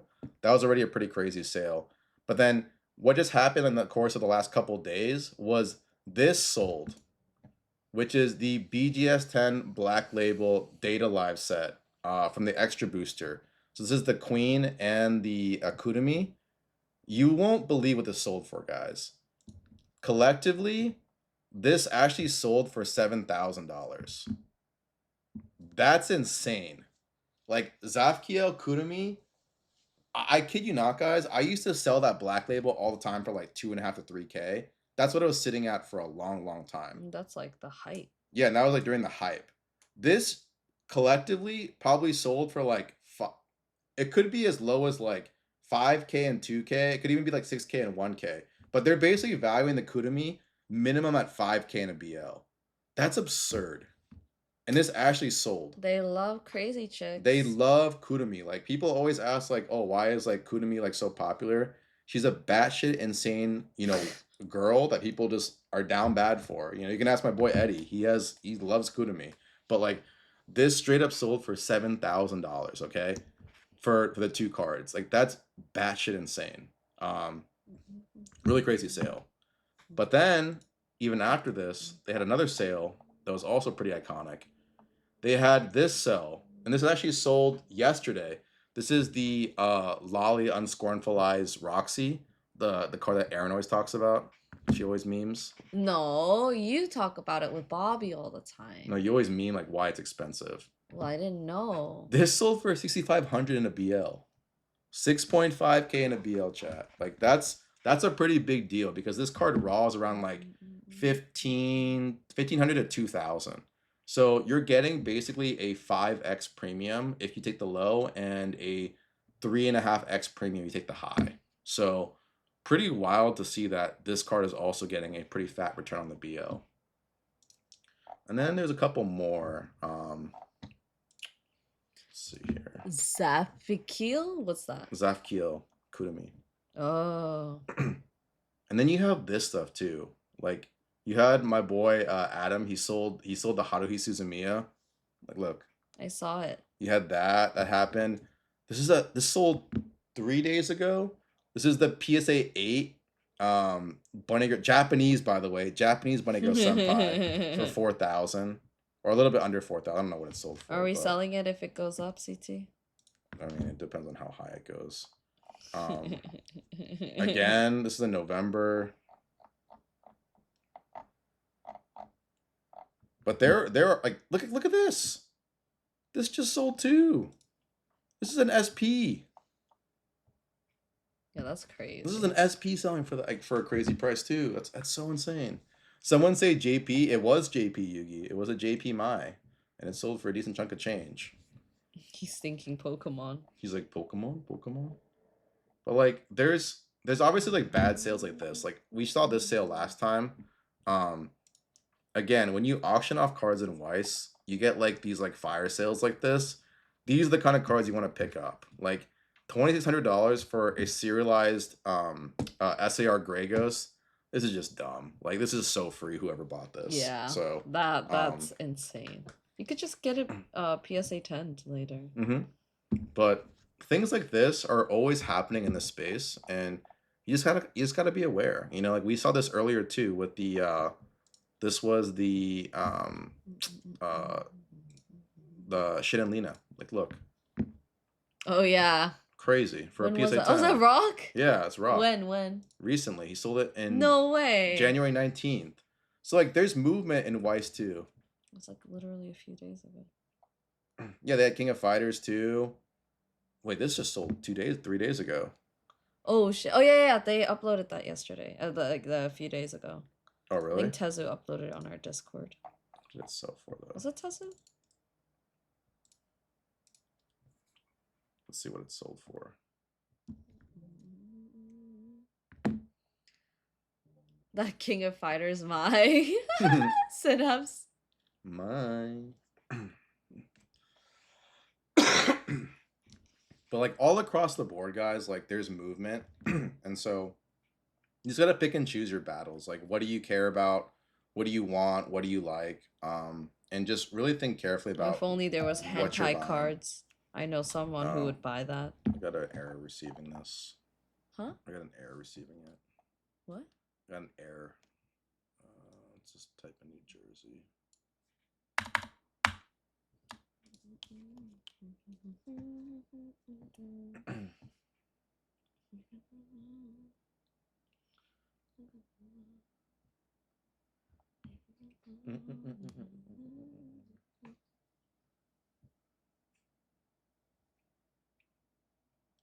Okay.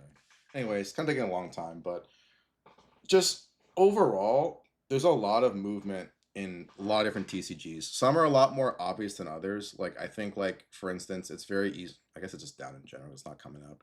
Um, Mm. there's a lot of movement across the board in just all different TCGs. So it's important that like you stick to what you know, what you're comfortable with, and always understand like your risk tolerance. Because if you like you go super hard in something that you don't know, you're probably gonna get destroyed, and it's not gonna be a very fun experience for you guys. Um, but if you know what you're doing and you understand like where like your limit is on how much you buy, it's not a bad idea to kind of just start buying things for Oh yourself. no, we're still on the wise portion. Yeah, we're still doing the Weiss portion. So, um, but like, there's movement in Weiss. There's movement for sure in Riftbound. There's a lot of movement in OP, obviously. You have movement in Pokemon still. You even have movement in Gundam. Like, there's literal movement across the board, It's all and the Poke everything. Bros that are bored Yeah, and it's and don't know where to a go. lot of the Poke Bros that have gotten priced out of like vintage Pokemon, they are moving into other TCGs. Hmm. Um, even UA is moving too. So again, I just don't follow UA pricing, so like I'm not as familiar with like what has gone on, what hasn't, because I don't really pay attention to UA So too like a few much. things that we don't do is Dragon Ball and UA. UA. UA I don't do largely because when UA started, most of the fan base was pump and dumpers. Like very notorious ones too. So like that's why like, I stayed away from UA because I already knew who was going into that space. And I try not to go to where everyone is trying to like do like dirty things in, and like I already knew it was going to be a problem, so I'm glad to stayed away from UA. And then Dragon Ball again, bad community. I don't want to touch it. Yu-Gi-Oh is the only community that I would say is a toxic community that I'm part of. Because I just really enjoy it a lot. So it says a lot because like the community is really bad. But like the nicest communities for sure, Pokemon and Weiss. Pokemon and Weiss, they're Nah, fantastic. Weiss is weird too. Weiss is weird, but they're nice people. They're like they like to stonk too, but like they're much I feel nicer. like the collectors are meh, but the people who like Weiss, like they're really nice. Yeah, Like Show Me Potato Salad yeah. and I like think Weiss as a a lot of the whole people. has like nicer people. Like they're much kinder individuals. I think they're Um, more passionate. They're more passionate about like each of the they actually care. IPs They and actually stuff. like it. You know, Yeah. like they're not Why only are about people like pumping a Dragon Ball right now? Because the new Dragon Ball the new anime anime is came coming out. out. Yeah, so a lot of people want to jump on the DBZ bandwagon. They don't Um, even know what's going they don't on. even know what they're buying. Like I said, DBZ is the worst community to join. It's like the worst. Weiss has some downers, sadly, but I get it. Yeah, I would say Wise has some really big downers too. Yeah, it does, but it's nowhere close to the incel activity you see in Dragon Ball and Yu-Gi-Oh and other spaces.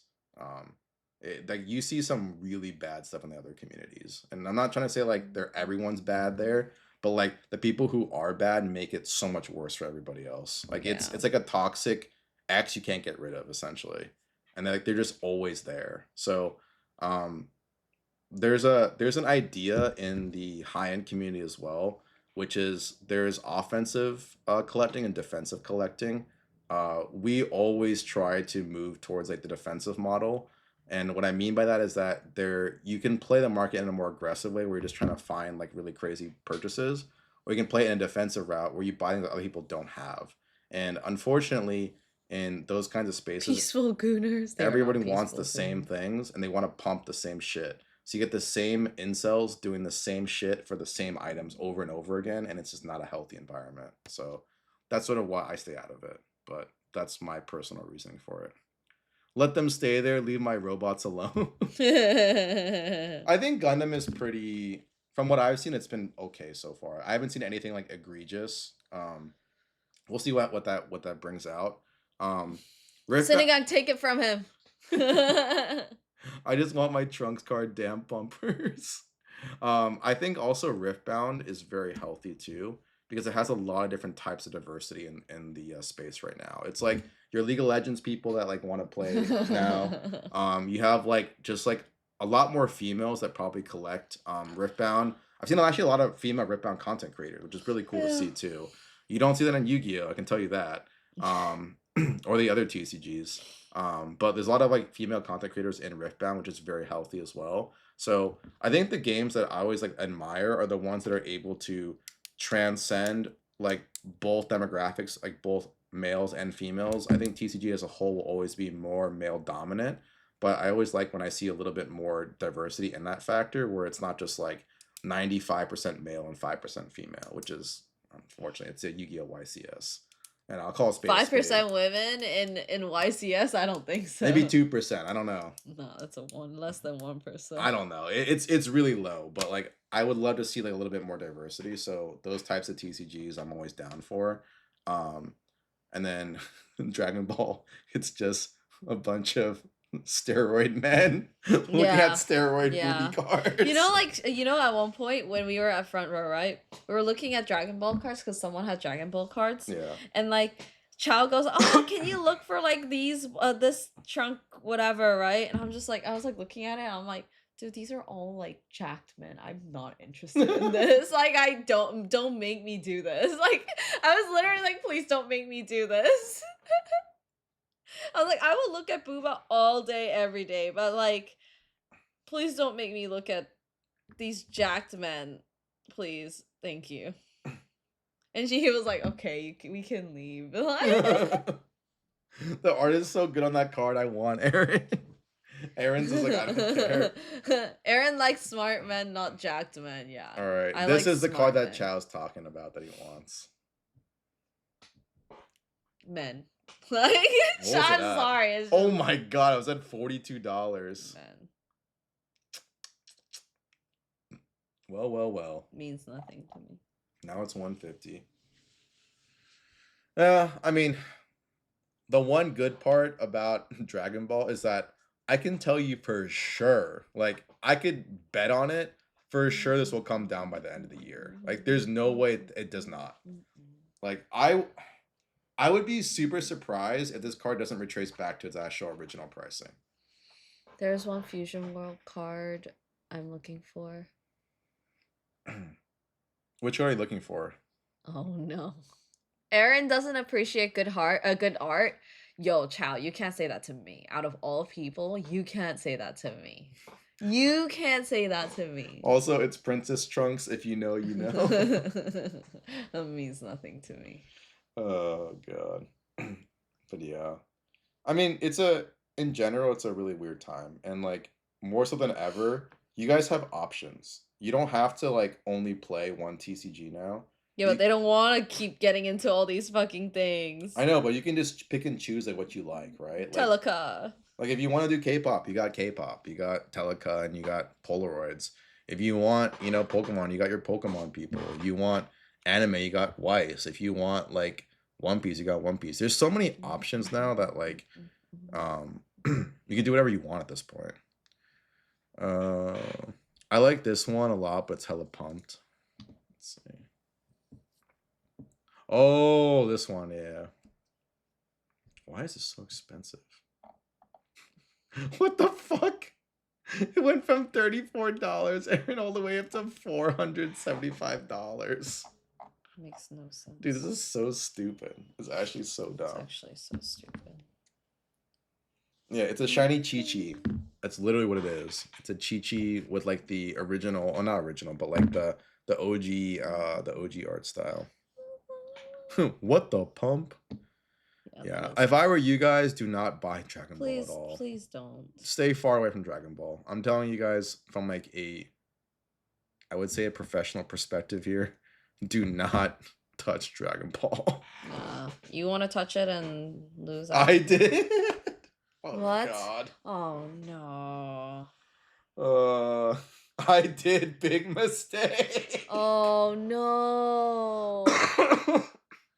No, Too late. I already already. have Wait, some. like, did you buy it before, or did you buy it after, or like, did you buy it because you liked it, or did you buy it in the like, in the hopes that it'll go up and like you can invest into it? You know what's Oh, crazy? before. You know what's Okay. crazy to say? It's even. This is probably really bad of me to say, by the way, because this is not financial advice, by the way. It's probably safer to buy hyped up One Piece prices on boxes than to buy this. That's how sad it is. I bet you even buying an OP13 box at $675, whatever the number is right now, 650. At 650, it's still probably a better buy than buying this right now. Just straight up say it. I'm gonna straight up say it. Like if you like it and like you want to buy it, just wait for it to come down. It will come down like very, very hard. You heard him. Buy, buy, buy. No, no, no. He said buy OP for $500. No, I said it's a better buy than this. If you're already gonna spend the money, then at least spend it on. We gotta listen, chat. That's crazy. I Uh, heard buy wise, not OP. you know what? You guys do whatever you want. Do whatever you want. So glad I'm only into Gundam TCG. Oh God. That's honest. So the good part about Gundam Kermit is that Gundam still hasn't really pumped super hard. So if you want what you like, you can still get it right now. In fact, I would say if you do want certain cards that you know are probably gonna get pumped later, I would buy it sooner than later. Me waiting for Nikkei 2 and Brown Dust 2. I just opened a new credit card and bought One Piece. Thanks, seat. Oh my God. You know what's funny though is that when you actually ask people like, "Do you think One Piece is gonna come down?" They straight up say, "No, dude, we haven't even seen the close to the top yet." Really? Yeah, people Oh no, people I believe feel that. like we've topped out. People believe that. They're like, "Bro, we're not even close to the top yet. We got so much room to grow." Dude. I'm like, this ain't Pokemon, guys. One Piece is not Pokemon. Can someone in my area buy all the GDO1 and buy it all? Oh God. Meanwhile, I'm just here sorting through vintage MTG. OP is definitely like super stretched. Oh Like hell no matter what way you cut it, it is so stretched. yeah. Dude, I sold at the high. Just say the word CT and I'll take out my entire Roth IRA for Dragon Ball. Oh my God, no, no, no. Ciao, I won. Oh God. Okay, let's see. I told you it was too good. It was good to grill that vendor. How much did you sell it for? Like literally, it was this one. So Guys, dumb. that guy's never gonna see me again. Didn't you get the Vaporeon Yeah. from that?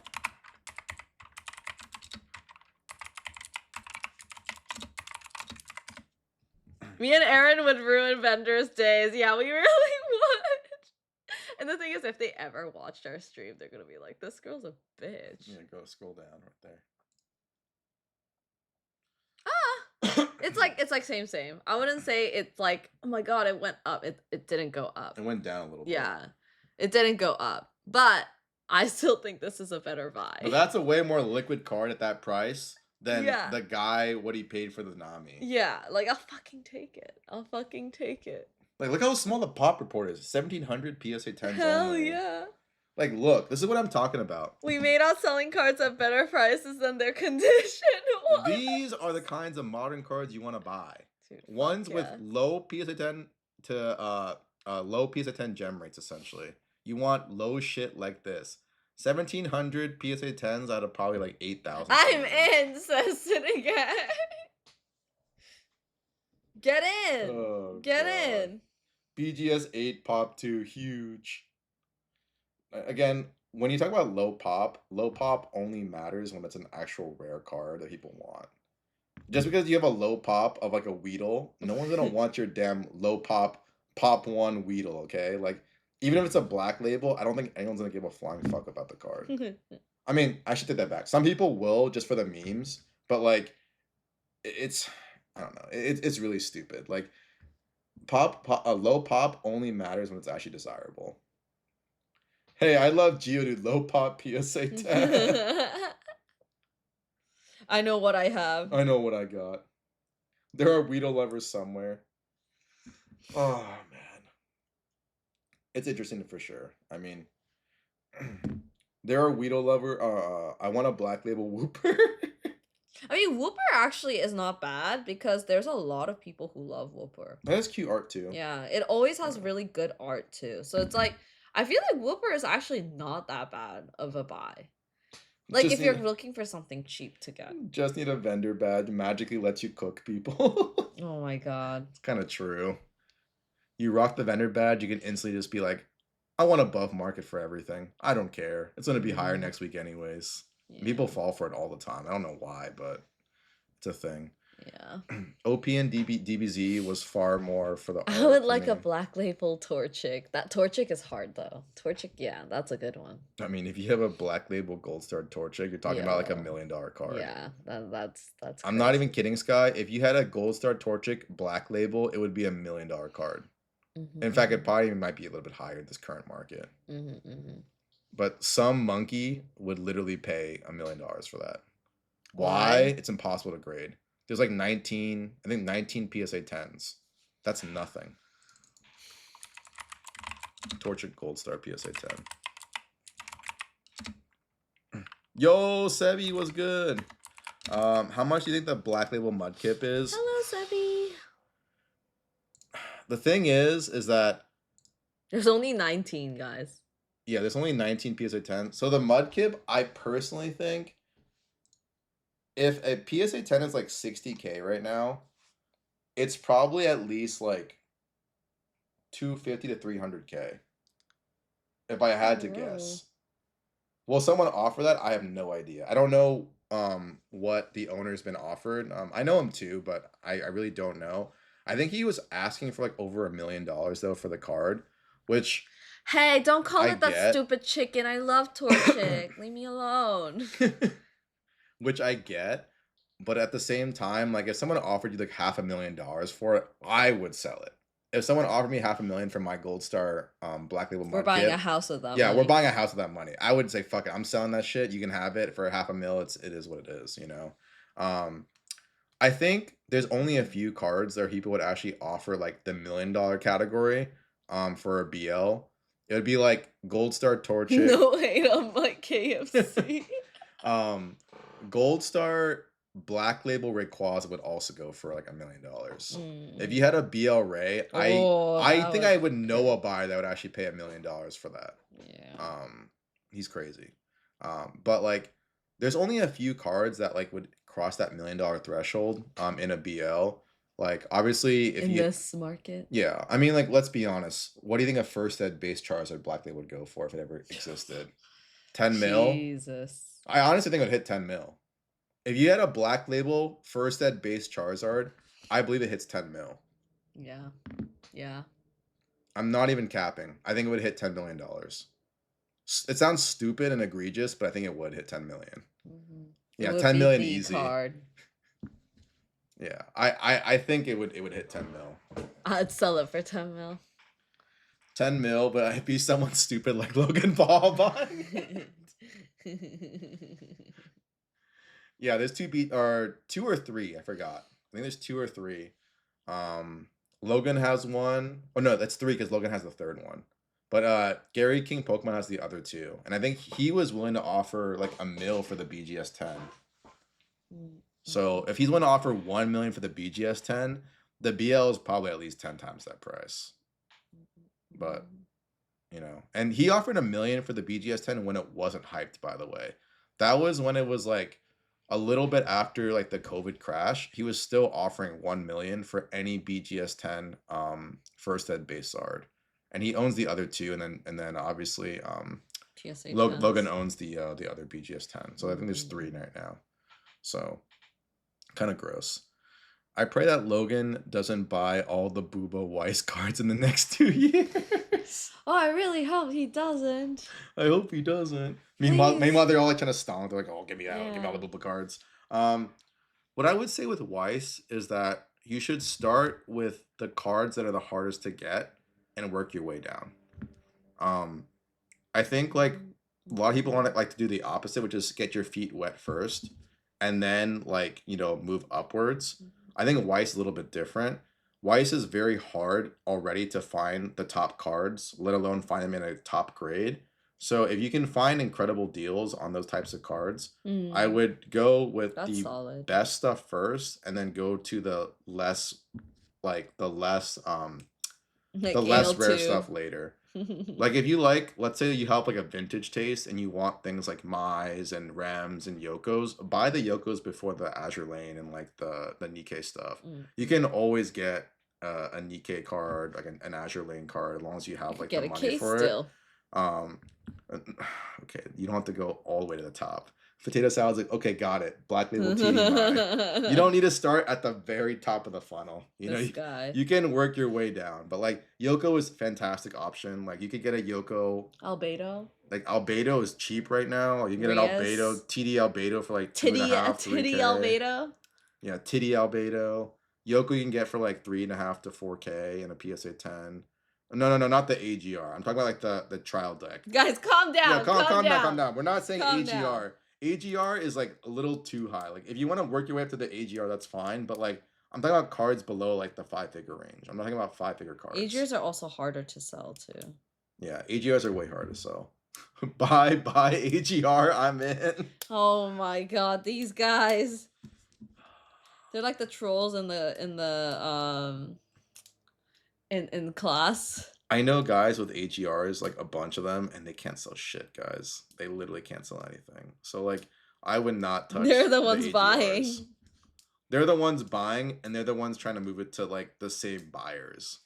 But the thing is, like, they're all trying to play the same game and just grade and double their money, but it doesn't work like that. Open new credit card for Wise. See, I knew I heard buy Wise. That's crazy. It's too expensive. Oh yeah, that's what's why. AGRs, right? Icon, what Yeah, are what's those? an AGR? Be like me and invest in Blue Archive.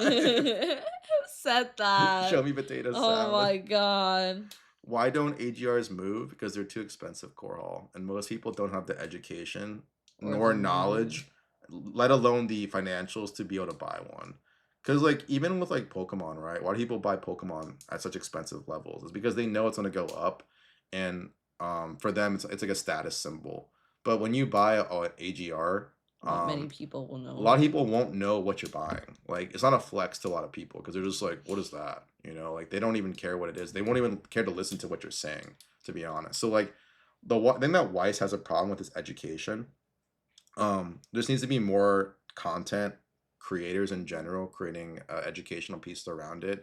It can't just be me and Alex and maybe like one other person like talking about like rare cards. It has to be like like a lot more people. So I tell everyone like if you really want your hobby to grow, start creating content. It makes it a lot easier for everyone to kind of get in and buy in. But if you rely on like one or two people or three people to do all that heavy lifting for everyone, your return on what you want to see from the community grow is going to be a lot more delayed. So that's why One Piece blew up too. I mean, like I talk to Merch all the time about this. Like him, like bringing in all his friends to talk about One Piece and post content about like rare cards in One Piece. It definitely had a huge effect on like the overall like One Piece interest. And like I gave him his flowers. Like he did an amazing job with bringing in an amazing community into the One Piece scene. You know, and so just having more of that education is like super critical because a lot of people don't know what Weiss is.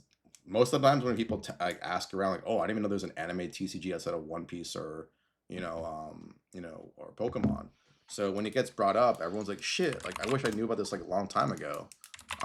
So that all stems from just creating more content. Like get out there, create content, talk about your favorite cards, say why it's rare, why it's expensive, do all that stuff.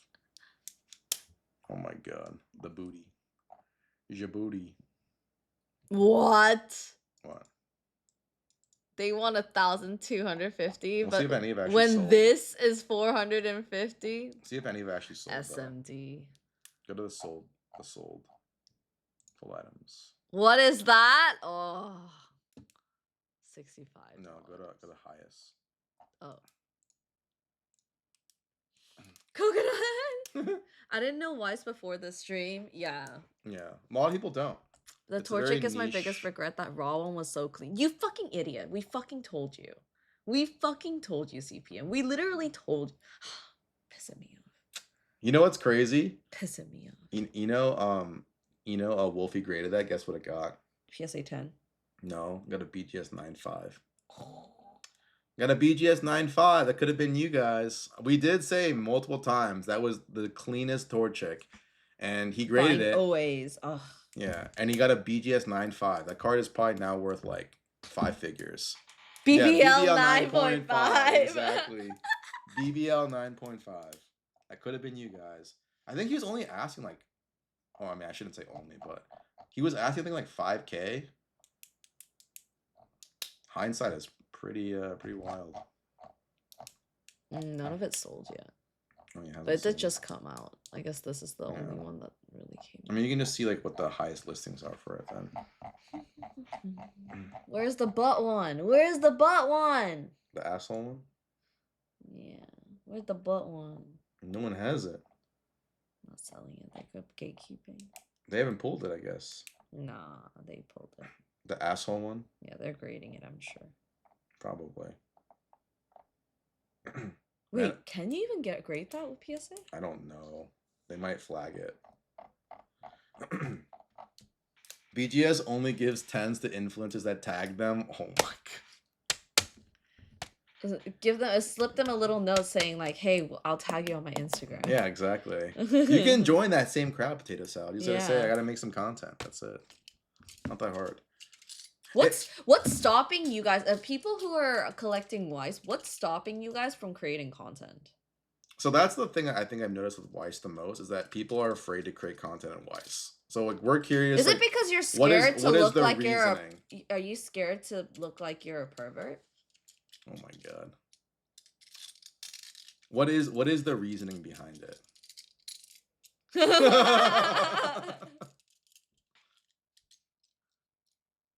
Scared? No capital in yeah. I don't want to make noise. Scared, she says. I think that's the biggest thing, is that a Weiss lot has of no a lot of coverage. people don't want to create content on it for whatever reason. They like to show the numbers, like I sold this for this much. They love flexing in Discord servers. I sold this card for like 10K. I sold this card for 6K. But then they never care to actually like educate people on like why it's like that. They just want to show the number, which I get. I know it's exciting, but I find that always really weird that people never care to share that. He means you guys. I'm not saying that. He means you guys. I'm not saying. Jesus Christ. No one has any interest. The thing though, Potato Salad, it wasn't always like that. You would be surprised. You would be very surprised how much interest there is for a lot of this stuff. You just don't know it because people haven't been introduced to it. If I'm going to goon on camera, I'm giving it 500% my all. Who said that? Weiss wants to keep it down low, right? It's just people in Weiss don't care to share, and granted, it's also Bushiroad's fault too. Bushiroad doesn't do a very good job promoting their products in the States, so that's probably a big contributing factor. Yeah, because if they had like like influencers and stuff like that, it's like stuff for the influencers, I feel like it would do much better. I mean, Potato Salad does bring up a good point. YouTube search wise, Weiss Schwartz, nothing comes up. It's sad. Maybe a few hundred views per video or whatever. Yeah. Yeah. I think the big thing is like a lot of it stems from like educating. It's educating, and it's hard to educate. So I understand that. Believe it or not, Pokemon wasn't always the way it was like it is now. You know, it took people like SM Pratt, Cool Trainer Ryan, PokeRev, even Danny. Yeah, Danny Phantom. Like all of these guys were doing this stuff when no one gave a flying fuck. And that's why like it's popular now, because they spent all those years creating content in it when no one cared. Like people don't realize that like guys like PokeRev were, didn't have, even close to like millions of followers. Like they had accounts that were like less than like 20,000 followers when like Pokemon was first coming out. When they first started doing Pokemon content, and like You have to keep that in mind too, that like all these guys built that bridge, and that's sort of why it also is popping off, is because those people were the ones that helped make that bridge much easier. I think people rip Weiss on Whatnot and Drip. Yep. Mm. Ryan probably has the most viewed Weiss videos. Yeah, Hmm. probably. I'll be honest, I only found out about Weiss and Godzilla through you guys. That's so sad. Yeah, look at Tino. He followed PokeRev at 500K. This is before he was like the Damn. multi-million followed account, you know. And I would Yeah. argue that that time too, Tino, Pokemon wasn't what it is today. Like No. nowhere close, you No. know. Um, but everyone knows Pikachu. Pokemon is too common, in my opinion, even before the TCG news. But even then, no one was like buying up Pokemon like that. They knew it, but they weren't like going crazy like right now. Like people are like going insane for these cards. No one wanted Radiant Collection. Yeah, I will tell you this. Pokemon until 2019, no one gave a flying fuck about. Like until Hidden Fates came out, no one really cared. You would have Until like COVID came around, yeah, the base really. or no, right before COVID, 2019, because that's when like the first Black Label Charizard sold for like 10K, Mm. and then everyone's like, "Oh my god, Modern could sell for this much! Holy shit!" You know. But before that, like you could get any product you want at that time for nothing. Like everything was cheap outside of base set and a few like random like gold star sets, but like it was fairly cheap across the board. Um, when you can actually get product. When Agent TMG has 1 million, I said I follow them at 50. Aw, thanks. I appreciate No it. offense to PokeRep, but when he does videos, I feel like he's just yelling the entire time. I mean, he is. I mean, I think that's just like the energy that he wants to portray, Yeah, right? it's like that Pokemon energy, you know? Like people just you know, it's the YouTube voice basically. Yeah. Rhyme always says it best. Every content creator has a YouTube voice. Hmm, hmm. You have to do that because inflection in your voice helps sell excitement when it comes to watching your video. There's very few characters like Moist Critical who can use a monotone voice their entire video and have millions of Yeah, views. but Like, his like word choices yeah, are but he's like the immaculate. quirkiest and like the most like savvy person when it comes to, like his humor. Like he's just so good at what he does. But for every like Charlie out there, there's like 1,000, like probably tens of thousands, if not millions of failures, you know? It's more common to just be like really excited and just be like, yo, what's up guys? I got a sick ass video today. We're gonna drop this right now. Let's go. You know, and Charlie's just like, I was an The extra in the One Hunger Piece is the way. Games. Stop buying Pokemon. Um, I think anime will stand the test of time like anime. So I think anime is in the test of time like an anime, so it's just a matter of time before Weiss blows up, like Pokemon. I think that if anything is going to help Wise, it's the waifus. I'm convinced it's the waifus because of if you see One Piece right now, like the Namis, the Boas, all of those are going up, and I didn't think that that was going to be like 100% the case. I was like, oh, people are still gonna want the Zoros. People are gonna want the thing. They were like, oh yeah, Boa, and I was like, oh, this is like very goon energy. Like this is very close to Weiss. Like they're gonna go into Weiss. Mm. Seeing Charlie's smile scared me.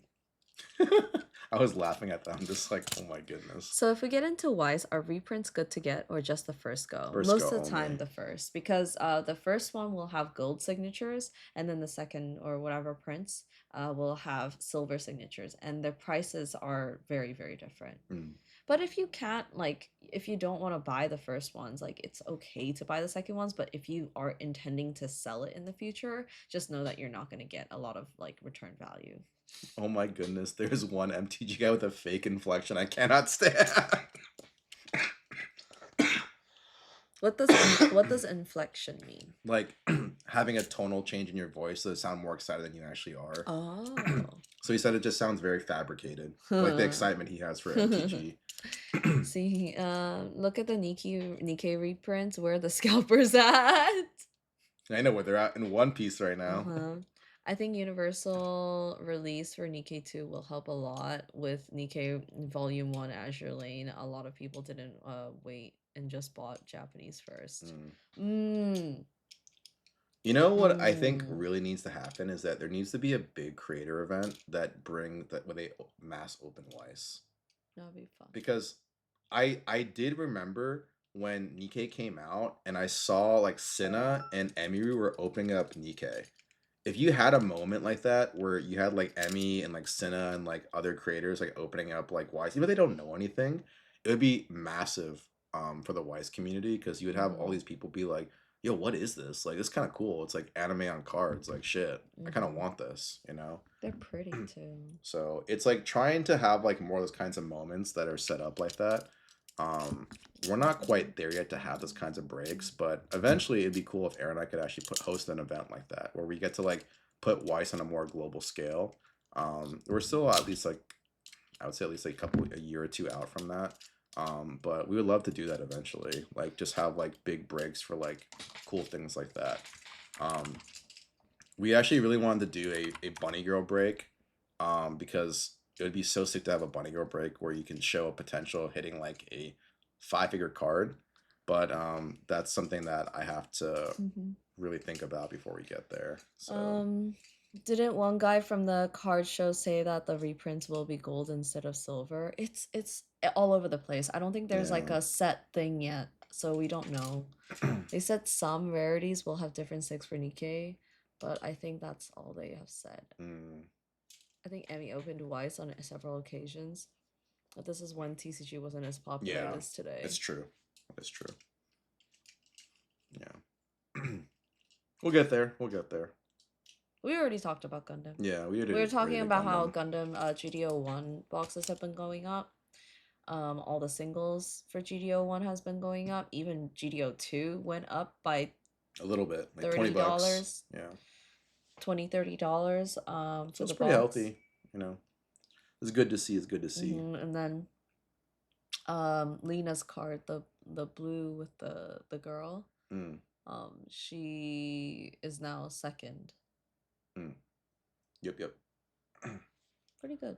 But I think that pretty much wraps up most of today. So thank you again, guys, for coming in. I don't know what we're gonna be doing tomorrow. We might take off tomorrow, just based off like There's if we nothing don't have really, anything. yeah, and I want to Yeah, rest. Erin wants to rest because like she's not feeling too well. So we might take off Tuesday, and then Wednesday we may stream. We'll see.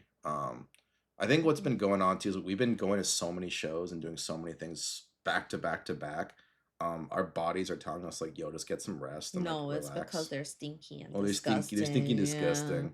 They Um, don't know hygiene. but what I will say though is that for next week, we're gonna have a crazy amount of product because if you guys want, I can get Naruto. So if you want to do Naruto on next Or Monday, My Little or Pony My Little one. Pony, all the bronies stand up. I can get My Little Pony. I can get Naruto. If you want to do it for me Monday, we can. But keep in mind that I think that Wednesday, Or we we're can do it this week because this week's pretty slow, right? that's true. Freaky Yeah, Friday. sure. Freaky Freaky Friday, Friday. and then we do fucking pony. Yeah, That's all the kind of weird, bronies. Freaky man. Friday with the bronies. We'll find the real bronies. um, so we can definitely do that. And then Wednesday, I think we should have ADP. So that should come in. Mm-hmm. And then that Oh, Gundam should Friday. be coming up soon too. Our other 6 boxes. Oh yeah. So our other 6 boxes should arrive either tomorrow or Wednesday. So if it arrives Wednesday, today or tomorrow or Wednesday, we can run on a Wednesday. So we will have GDO3 by Should Wednesday we for be sure. doing? Should we do boxes or should we do packs? I mean, it depends on what they want to do. We could do like half and half. If people like haven't opened up boxes, if they want to open up boxes, we can do boxes. Or people who just want to open up packs, we can just do packs. Yeah. I mean, it's a good state right now, and I think most people did open up GDO3 at least. Yeah. So, Whatever you guys feel like, we'll try to make happen on for GD03, whether it's tomorrow or sorry, not tomorrow. Yeah, tomorrow, Wednesday. mm-hmm. Yep. So, but we are gonna send you off to our good friend Akira Bug. Yeah, she's playing golf. She's playing, I think, miniature golf or something like that right now. Golf with Your friends. So you guys will definitely chill, relax, enjoy that. Yes. Oh yeah, she's playing with homies. Oh yeah. She's playing with the homies right now. Yes, yes. So So this is her. Well, this is her. She's actually playing mini golf. yeah, our favorite dragon lady. Yes.